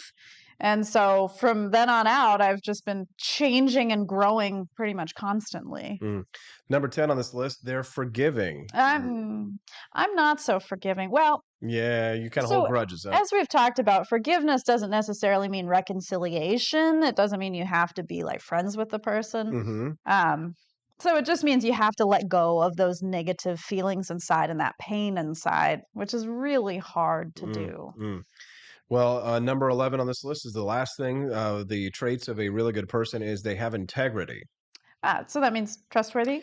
Right. They're honest, fair, responsible in all aspects of their life. They stand up for but they stand up for what they believe is right. Boundaries. They don't compromise their values or their principles, even if it's inconvenient or unpopular. Yes, I'm very unpopular. Popular. And you too. You're unpopular. I mean, in terms of your views. To some people. Oh my God, that can be taken so many different ways. I love that. This is what happens when you have Family Friday. Number 11, they have integrity. They're the people that give us faith in humanity and remind us that there's still so much goodness out there in the world. Okay, there it is. All right, so kind of good. I guess sort of. I feel like I'm not actually a very good person when I read the list. To be honest. Change. You have the power. But I can change. I know that I'm a dirty little bastard. Saddam Hussein, South Park, bigger, longer, uncut. Oh. Okay. All right, we're gonna take a brief commercial break because I gotta go use the loo. And when we get back, we're gonna talk about signs that you need to let go. All right. Let it go. Okay. 10 things we all hold on to, but it's time to let it go. We'll talk about that when we get back on the Wake Up America Show at wakeupAmericaShow.com. Good morning to the Cantina crew. This is Elon Musk, the CEO of Twitter. And I just want to say thank you for watching the Wake Up America Show. I've decided that Austin Peterson will be the new CEO of Twitter.com, effective immediately. First thing to do, though, is I've got to go and blast off into space.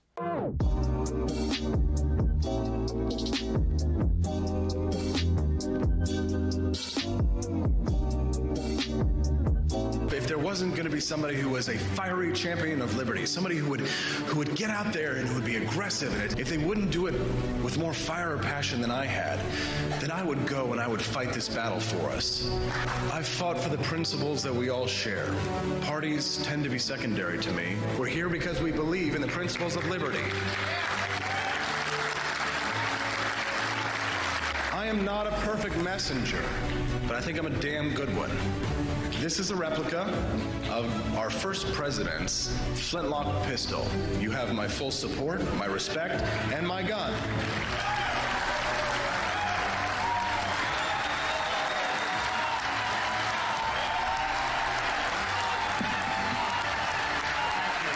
I think that at the heart of my philosophy is much more libertarianism than well, that's the fashionable word these days, I guess. A conservative is no longer just that. He's a libertarian. And always has been.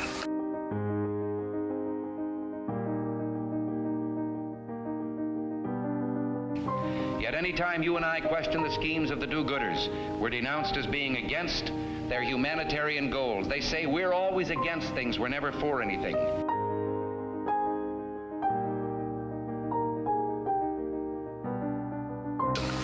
And what is fascism? Fascism is private ownership, private enterprise, but total government control and regulation.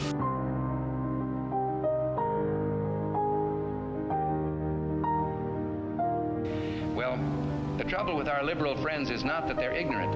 It's just that they know so much that isn't so.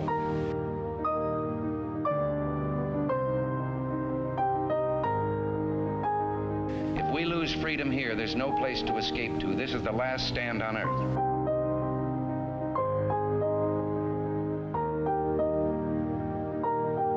This is the issue of this election.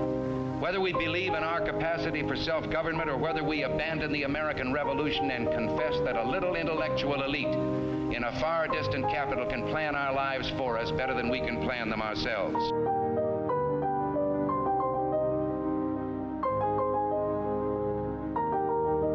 The conservative, so-called, is the one that says less government, get off my back, get out of my pocket, and let me have more control of my own destiny.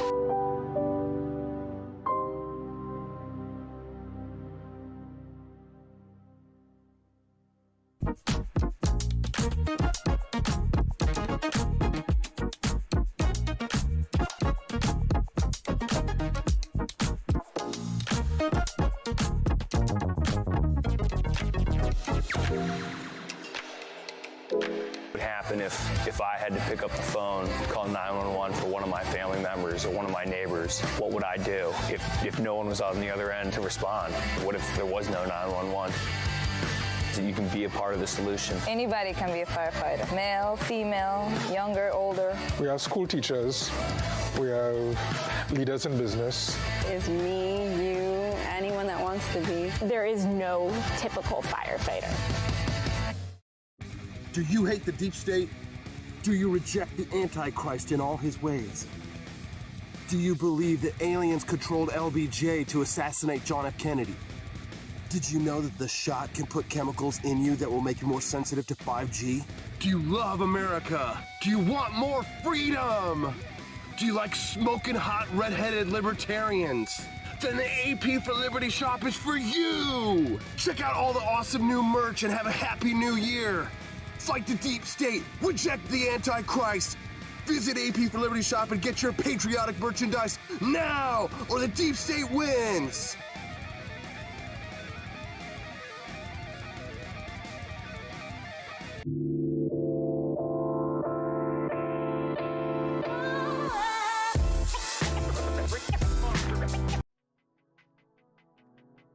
Good morning, Rise and Freedom. I'm Austin Peterson. You're watching and listening to the Wake Up America show at wakeupAmericaShow.com. It's Freedom Friday, which we like to also dub Family Friday, because my lovely wife, Stephanie Peterson, is joining us in studio. Hey, Steph. All of the F's today. All of the F's. Family, fun, freedom. Fatness. Yep. Glad to have you here. We're streaming live on the Spreely Network this morning, as well as on Rumble, YouTube, not Twitch, Facebook, and I don't know, maybe somewhere else. Who knows? And all the podcasting platforms. All the podcasting platforms that you can eat. Lizzo sized. Glad to have you here on the Wake Up America show. Thanks so much for tuning in. Make sure you smash that like button if you're enjoying the content, and subscribe to the channel that you're currently watching us on, so we can help to spread the message of economic freedom and personal liberty, which is what we believe in here. That's on right. the Wake Up America show. All right, some things though it's time to let go. You've been holding on to this. Hold on for one more day. Such good songs about holding on. I know, but it's time to let it go. Good Charlotte. Did you ever see that musical? What was it? Where the guys all get naked and dance? 182? No. There's a musical. Oh. It's like a movie and a musical, and it's about a bunch of guys who are like all like normal, average, like and like fat middle-aged guys Yeah. who decide to like they decide to become strippers or something like that. Sounds great. Oh, it's a funny movie. Yeah. But it's and in that they all sing a song called "Let It Go, Let It Go," gosh, and that's they're great. taking their clothes off and all this stuff. So, That's anyways, the real Let It Go song. exactly. Screw this Frozen Elsa. Let it go, let it go. We're not no Adina Menzel's over here. All right, musical theater time. Shut up. 10 things we all hold on to long after it's time to let go, right? It's time for us to see the world through a clearer lens, if you will, before we head into the weekend, because unfortunately, a lot of us are holding on to baggage. Oh my gosh, I am. The number one thing, problems. dude, this one got me good, man. Stabbed me right in the gut. Number one, you got to let go of the way that you think things should be right now. Yeah. Right. So Well, if you're only it were this way. right. Why can't it be this way? Right. You're frustrated. You feel Yes. inconvenienced, Yes. but you let that annoy you rather than motivate you. Right. Because like like you say, you were saying earlier, Austin, you always are like trying to improve. You're always trying to do something better. It's because I think things should be better than they are now. Right. Right. And I would like to be in a better position than I am right now. And, but what was it we said the other day? It was perspective. It's like, I was just saying, like, there are people who probably would kill to have what we have. You know what I mean? Oh, Like to have the life that absolutely. we have. Well, they always say, the children in Africa have it worse than you. Sure. Okay. But let's have a more realistic comparison. Like we have, I'm sure that there are peers of ours Yeah. that are probably like, man, I wish I had gone what Austin had. You know what I mean? Or something like that. Exactly. But Austin is sitting there going, man, I wish I had what Joe Rogan had. All right. There's people in my peer group, he's not my peer, but in podcasting perhaps. But I mean, in terms of like people who are my age who have far surpassed, right? And younger, far surpassed, right? Like, what I'm doing right now and are more successful out of numbers of viewers and things. Right. So, but the thing is that how do I get the motivation to continue to keep coming in here every day when it's not like 1,000 people watching your stream like some other people might be, right? I have to let it go. I have to just be like, you know what? I just got to keep doing what I'm doing because I'm on the right path. I'm doing what I know is the right thing. I've just got to let go of that because it really is like, what was it we said the other day? Comparison is the thief of joy. Oh, absolutely. Mhm. Yeah. And too, it's like, okay, it shouldn't be this way. Well, it is. It is what it is. So how are you going to change it? The world is just throwing stuff at you. Exactly. I Oh, always say focus on what you can control. yeah. Christopher Ferguson got it right. The movie is The Full Monty. Give him a round We of could watch applause. that this weekend. It's That'd be funny. fun. We're like, Hopefully they bleep out the private parts and stuff. Do they? I have no idea. I don't remember. It's been a long time since I've seen it. Anyways, but you got to let things go. Number 2, the way that things used to be. Oh, being very nostalgic. Oh, Yeah. I wish we could be back in high school. Right. Remember when?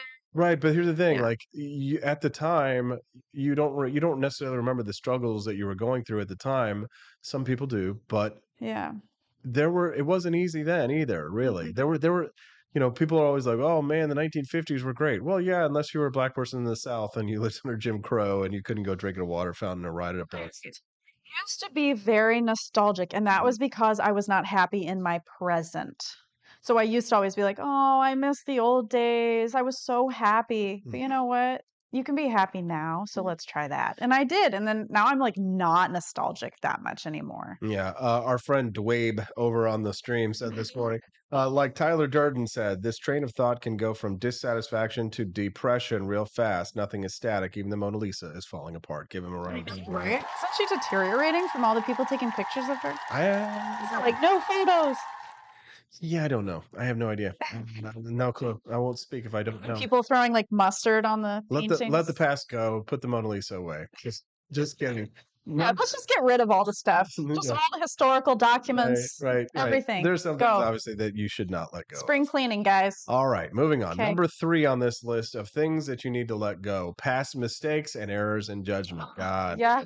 I look back on when I look at the presidential campaign and the Senate campaign, Steffi, I filled with regret, and I'm like, God, I could have done this. That was so stupid. I could have done that. I spent this money here. I should have spent that money there. Right. At some point, you just got to sit back and just be like, yo, I did my best, and therefore no one should criticize me. To the future, we don't have a time machine. And I think the quote that helps me the most is that you know more now than you knew back then. We look at our past with the lens using our current brain. Our current brain is not our past brain. Exactly. Chris Morrill is right about the theory of entropy. Things fall apart. It's scientific. Yes, the scientific theory of everything goes to shit. Things Fall Apart by Chinua Achebe. Chinua Achebe. That's a book. I had to read it in high school. Chinua Achebe. Quinoa? It is called Things Fall Apart. Things. I can't even talk anymore. I'm getting tired. We got 3 hours of sleep last night trying to get the FrenchieBS.com website up, but hopefully we'll get some sleep this weekend. Number 4 on this list of things that you need to let go is a burning desire to control the uncontrollable. Yes, focus on what you can control. This is one that I'm actually pretty good at, I feel like, because you see me a lot where it's like something's not perfect and I can't make it perfect, and I'm just like, let it go, Steph. Oh my God, you're so good at that. Whereas me, I'm like, perfectionism. What can I do? Yeah, because it's like, here, for example, like there's a million things that I could do to make this stream better every day, right? There's a million things. I focus on a couple of things that I can do to improve the stream and to improve the show and improve what we're doing. But at the end of the day, I can't do absolutely everything. I know. And I can't. So I just, I'm not, and there's some things that are outside of my control. Yeah. So you just got to say, you know what? I can't do it. I just can't. I don't have the time, the energy. For people like me, when I say let it go, I just can't do it. That's when people notice my mistakes. And I'm like, oh, great. Now I got to fix this. It's like, damned if you do, damned if you don't kind of thing. Rare Camellia says there's a fantastic Emerson quote about letting go of yesterday. I'd love it if you could grab that for us. Good morning, Camellia. Nice to see you. CJ, number 5, the fantasy of a perfect path. This one I struggle with. Too often we waste our time waiting for a path to appear, but it never does, because we forget that paths are made by walking, not waiting. They're made by choices. Yes. I mean, I believe in fate, spirituality, but really we choose where we go for the most part. We choose how to react to what happens to us. Right. There's nothing about our present circumstances that prevents us from making progress again. Right. One tiny step at a time. But people they want results immediately, right? Just like with weight loss or anything like that.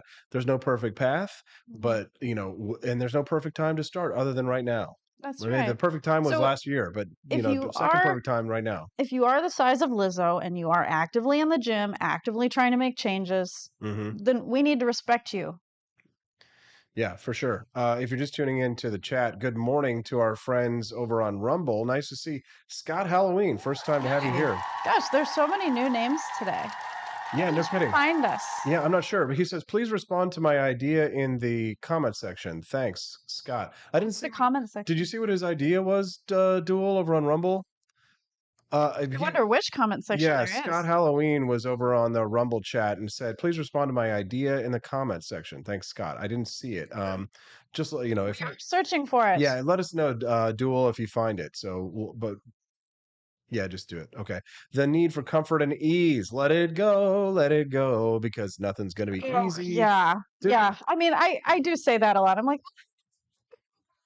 yeah, I know. But the fact is, I just want to be calm. It's not about comfort. It's not about ease. Sometimes you just got to let that idea go. Things are going to be rough.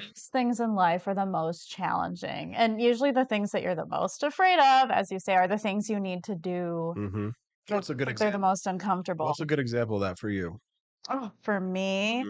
Well, it would be like starting my LLC, doing private practice stuff. I mean, that is terrifying. It still is terrifying, but I'm taking it one step at a time and doing it. And I'm learning and growing every day, and I'm okay. It doesn't feel good, but what does feel good is that I'm growing skills and confidence. For sure. Once we finish this list, I'll answer that question from our pal Scott, who joined us. Yeah, we found it. Great. Duel sent it over to me on the Facebook chat. Thanks for that. Scott, if you're still here, let us know over in the chat so I don't have to talk to thin air, because if you're gone, then probably not going to go through that. Number 7, you need to let go of the idea that you don't have what it takes. Oh, you don't have what it takes to succeed? Every difficult life situation can be an excuse for hopelessness. Right. Or an opportunity for growth, depending on what you choose to do with it. Right. A lot of people are like, oh, I can't do that. I'm not capable of that. It's like, I don't know. I know I'm not capable of being president. In my lifetime, I don't think I'm going to make it. I think you got a better chance than I do of being president of the United States. I'm gonna be honest Yeah. about that. So it's like you do have to be realistic, but believe in yourself at the same time. But also have goals, and shoot for the stars. And if you miss, you land among the moon or something. I don't know. Aim for the moon, and then you fall on the stars. See, That's right. We got no Or sleep you last night. possibly fall into the sun and then you die and burn. I don't know. Hopelessness. America is a nation that can be defined in a single word. I was going to All right, things that Losing it. we should let go. Number 8, relationships that make us feel less like ourselves. So let go of those relationships. Let people take you as you are or not at all. Speak your truth even if your voice shakes. By being yourself, you put something beautiful into the world that was not there before. And in the long run, it's wiser to lose someone over being who you are than it is to keep them by being someone you're not. Absolutely. I always say quality over quantity, especially as you get older. Your circle gets smaller and smaller and smaller. I'll always remember I left a petting zoo that I volunteered at because at the time I was vegetarian and they were killing the animals. And I couldn't handle it. And I felt so strongly about it. And I held my ground. And I didn't care that, I was saying goodbye to that opportunity. But I had to do it for my values at the time. That's good stuff. We're talking about, if you're just tuning in the Wake Up America show, good morning. I'm your host, Austin Peterson. Nice to see you. Click that subscribe button if you're watching us over on Rumble, Spreely, or on YouTube, as well as Facebook. If you're not subscribed to the channel, then you won't get updates. You want to hear about us and what we're talking about on a weekly basis. We do this show Monday through Friday from 7 a.m. to 9 a.m. We've got about 15 more minutes in the show. It's been a lot of fun. Before we finish this topic, though, I did want to introduce you to one of my big projects, apforlibertyshop.com. So many projects. I know. Yep. We do. But it's time to talk about it for just a real brief moment here. apforlibertyshop.com. So we've got this item and everybody wants it this week. You've had to go to the Hy-Vee to send this thing out in the mail. How many times? apforlibertyshop.com. At least 3 times. Yeah. We've got a Drain the Swamp Donald Trump toilet brush. Oh my gosh. He's so cute. Yeah, it is really cute. And remember, it's free shipping. You're like, $19 for a toilet brush. Here's the thing. It's a Donald Trump toilet brush. You can't get it just anywhere. And $19 is the full price, which means that it's shipped to your door for $19. Oh, it was taking a lot out of me not to unwrap that toilet brush and use it when I was cleaning the toilet this week. Because our boring white toilet brush, it just doesn't make cleaning fun. Yeah. Like if you're like, it's like Trump will be talking to you, drain that swamp, And he's looking down in the toilet with what's left over in there. And he's like, it's huge. Yeah. Just think about anybody in your life, whether they passionately love Donald Trump or whether they passionately hate them. This is a good gift for both of those people, no matter who they are. Because if you hate him, you're going to swirl him with poop. If you love him, you're going to laugh and see, you're going to enjoy it. So $19 delivered to your door. Packaged by the lovely Stephanie and lovingly brought to you by apforlibertyshop.com. Visit it there. And then our second hottest item in the shop this week has been the Call the Cops. I don't give a... People love this. They've been buying it for a few weeks now, quite a bit. It's cracking me up because did you see the response that somebody had to the shirt? Because I posted a picture of a woman who is like a witch. Okay, right? I saw her picture in the comments.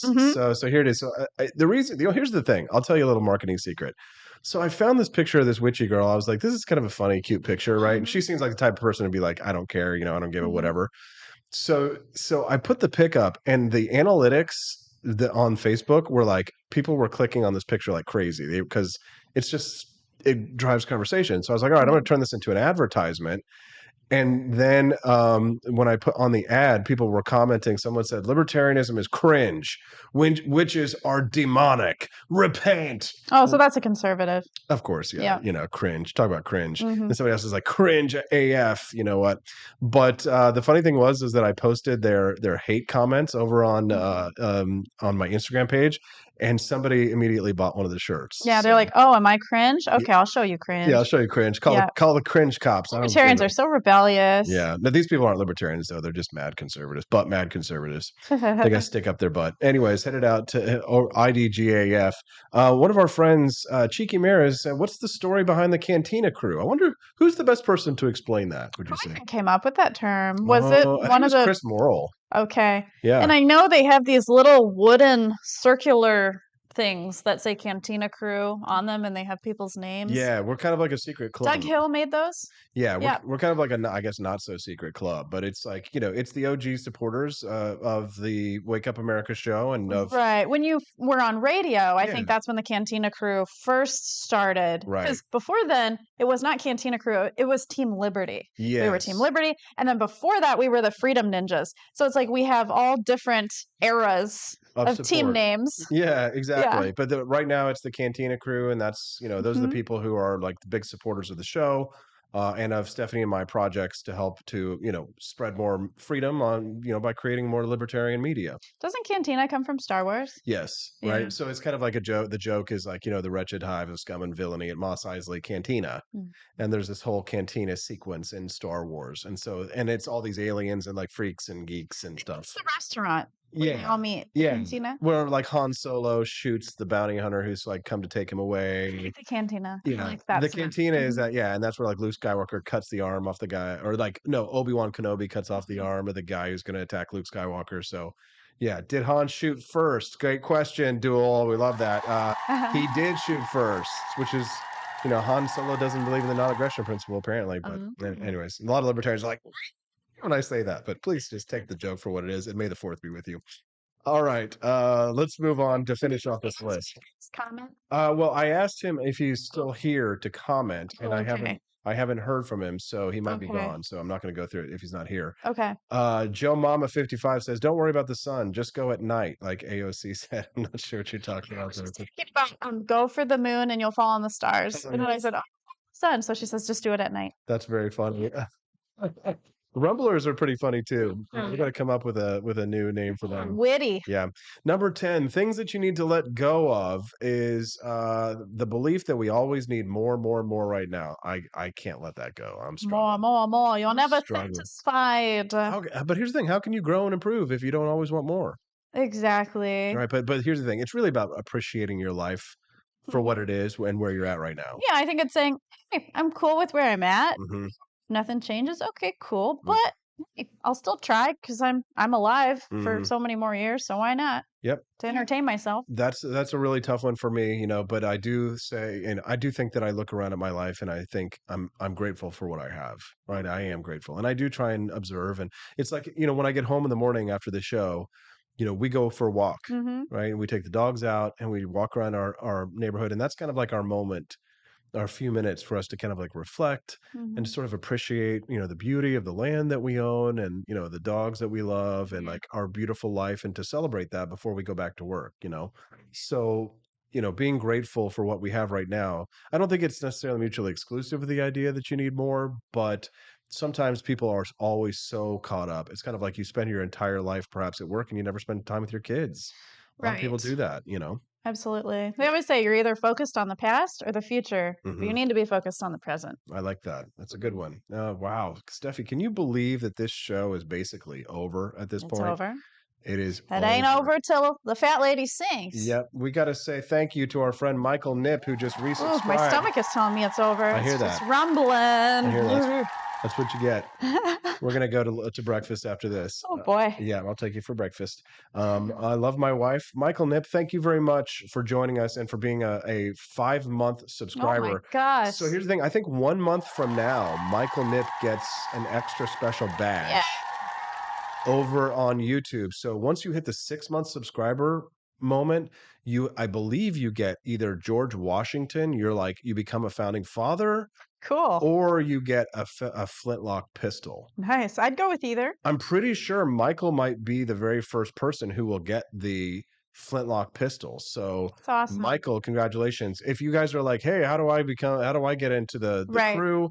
Then over on YouTube, there's a little on the bottom right of your chat. You see that little dollar sign where it has the little square with the cash symbol in it? So that little square in the cash symbol is a way for you to either do super chats where you like donate to the show. It's like a tip jar, or you can become a monthly subscriber. Oh. Now here's the thing. So monthly subscribers actually get benefits. Really? Because every month we give away prizes from apforlibertyshop.com. Yes. Now last month was a special prize. We actually gave away a real working AK-47. Yeah. Pretty It's boss. a mega prize. Pretty boss. If you've bought anything from apforlibertyshop.com, then you're on our email list. If you're a monthly subscriber, then not only do you get entered into the monthly contest, but you also get a permanent, while you're a subscriber, 20% discount over at apforlibertyshop.com, which is pretty big, right? So if there are some items that you see, like the Trump toilet brush, or there's the Call the Cops shirt, and you're like, oh, I want that. Well, guess what? If you're a monthly subscriber, then you're going to get 20% off that. And it actually makes really good sense, because if you're, let's say you're only like a $2.99 a month subscriber on YouTube, then, you turn around and you buy a bunch of stuff in the shop, you're going to save a lot more than you paid on the items in the shop. And you're helping to support us to continue to grow this show, build the liberty movement, and to spread the ideas, because Stephanie and I actually deeply care about freedom in this country. And we ask for your support, because we know that it's not easy for a lot of people, especially in this economy, to even do like $2.99 a month. But we're asking you to do it because we're committed every day to the fight for human freedom. Yeah, all the hours that we spend editing videos, making videos. Yeah. Putting, items on the website, redoing the website. Yes, and you can rest assured that there's not going to be any Zoom video coming out of me screaming at my pregnant wife to go and get me my steak and pellets. Maybe there'll be a video of me screaming at you. Yeah, she's pregnant. She's going to pull a Steven Crowder on us. I'm just kidding. All right, well. That'd probably be acceptable in this society. I can get away with anything because I'm a woman. That's nice. Ha ha. She said it, not me. Oh, heck yeah. She said I own it. All right, we got to run. You know what to do. Hit that like button before you leave. Subscribe to the channel if you're watching us over on YouTube, Rumble, or on Spreely TV. We're glad to have you here this morning. It's been a fun week. It's Friday. We need to go. Steph and I got 3 hours of sleep last night. Now I'm going to go home, maybe crash for a couple hours. No, I can't yet, but I got hours of work. I got my second job to go to. Got lots of work to do. Yeah, I got to get Frenchie BS in shape because it's not perfect yet. It needs a little bit more work. Did you visit FrenchieBS.com yet? Good enough, right? It's not good enough. Let that go. It's not good enough. I got to do more. Check out our website, FrenchieBS.com. And if you're interested in more Liberty gear, make sure you sign up for a monthly subscription over youtube.com/AP4Liberty. The thinking man's alternative, Steven Crowder. Let's give it up to Dwayne Lauderdale. He was helping us out today. Sure. Yes. If you think, then you know what's good for you when you're around a woman. Yeah, for sure. Thank you very much for your investment in our time and in human freedom, because that's what we stand for. Economic freedom and personal liberty here on the Wake Up America show. Say goodbye, Steffi. Be free. Be free. We'll see you on Monday on the Wake Up America show at wakeupAmericaShow.com.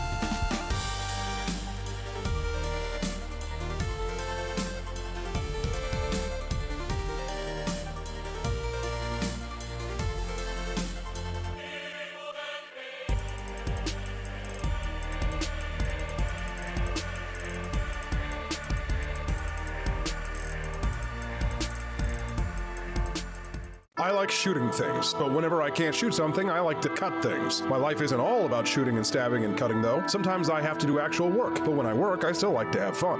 And there's nothing less fun than trying to cut with a crappy knife. Thankfully, from the ancient sect of Christian knights, who also loved cutting and stabbing, comes a new implement that has received my personal blessing, the Templar Knife. Like the ancient sword of Excalibur, you don't choose a Templar knife, it chooses you. You just decide what kind you want on the website first, however, and then order it online, and then it chooses you. The Templar Knife comes in a variety of shapes, shapes. As a man of culture and taste, I have decided I will never use a terrible knife again. And thanks to the inspiration provided by this excellent product, I have decided to launch a new crusade against anyone using less than superior knives. Join me, brothers and sisters, by visiting uppercuttactical.com/pages/Templar-knives. That's a lot of slashes. For that, you'll need a Templar knife. For 10% off, use code AP for Liberty and join me in a quest for glory, for liberty, for Christendom, for the Templar knife. Get yours today. Fire.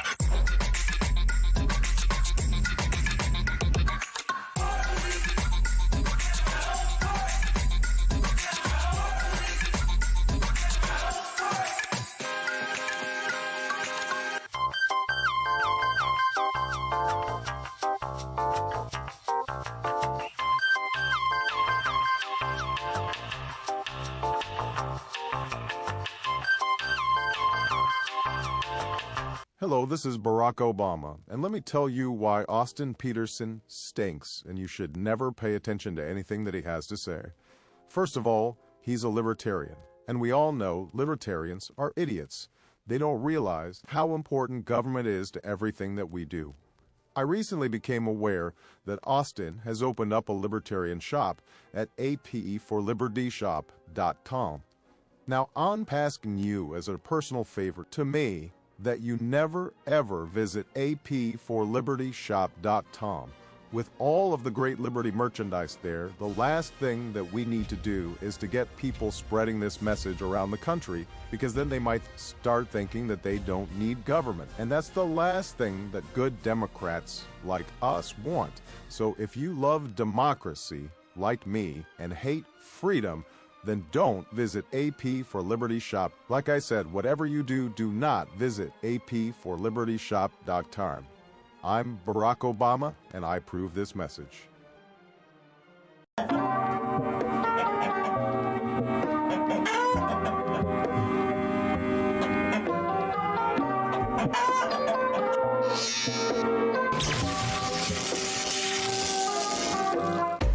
Want an engaging website to boost your business? You're just a click away from 5-star Fiverr talent. Hundreds of freelancer skills like web design. Head to Fiverr.com today and get something started.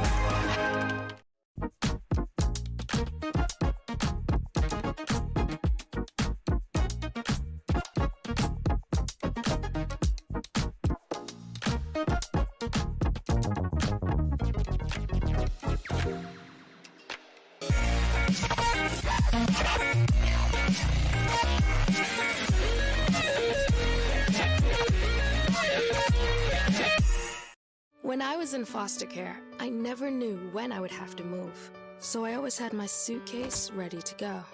Then one day, I was adopted. My new parents opened their hearts and home to me. My parents cook my favorite breakfast for me every morning. My parents take me on trips I never thought I would go on. They gave me a home and an even better reason to use that suitcase. My parents aren't perfect, but they're perfect for me. I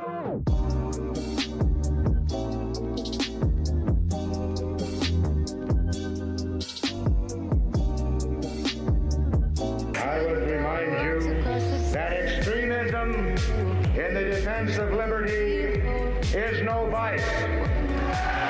It is better to settle these matters in the courts than on the streets, and new laws are needed at every level. But law alone cannot make men see right.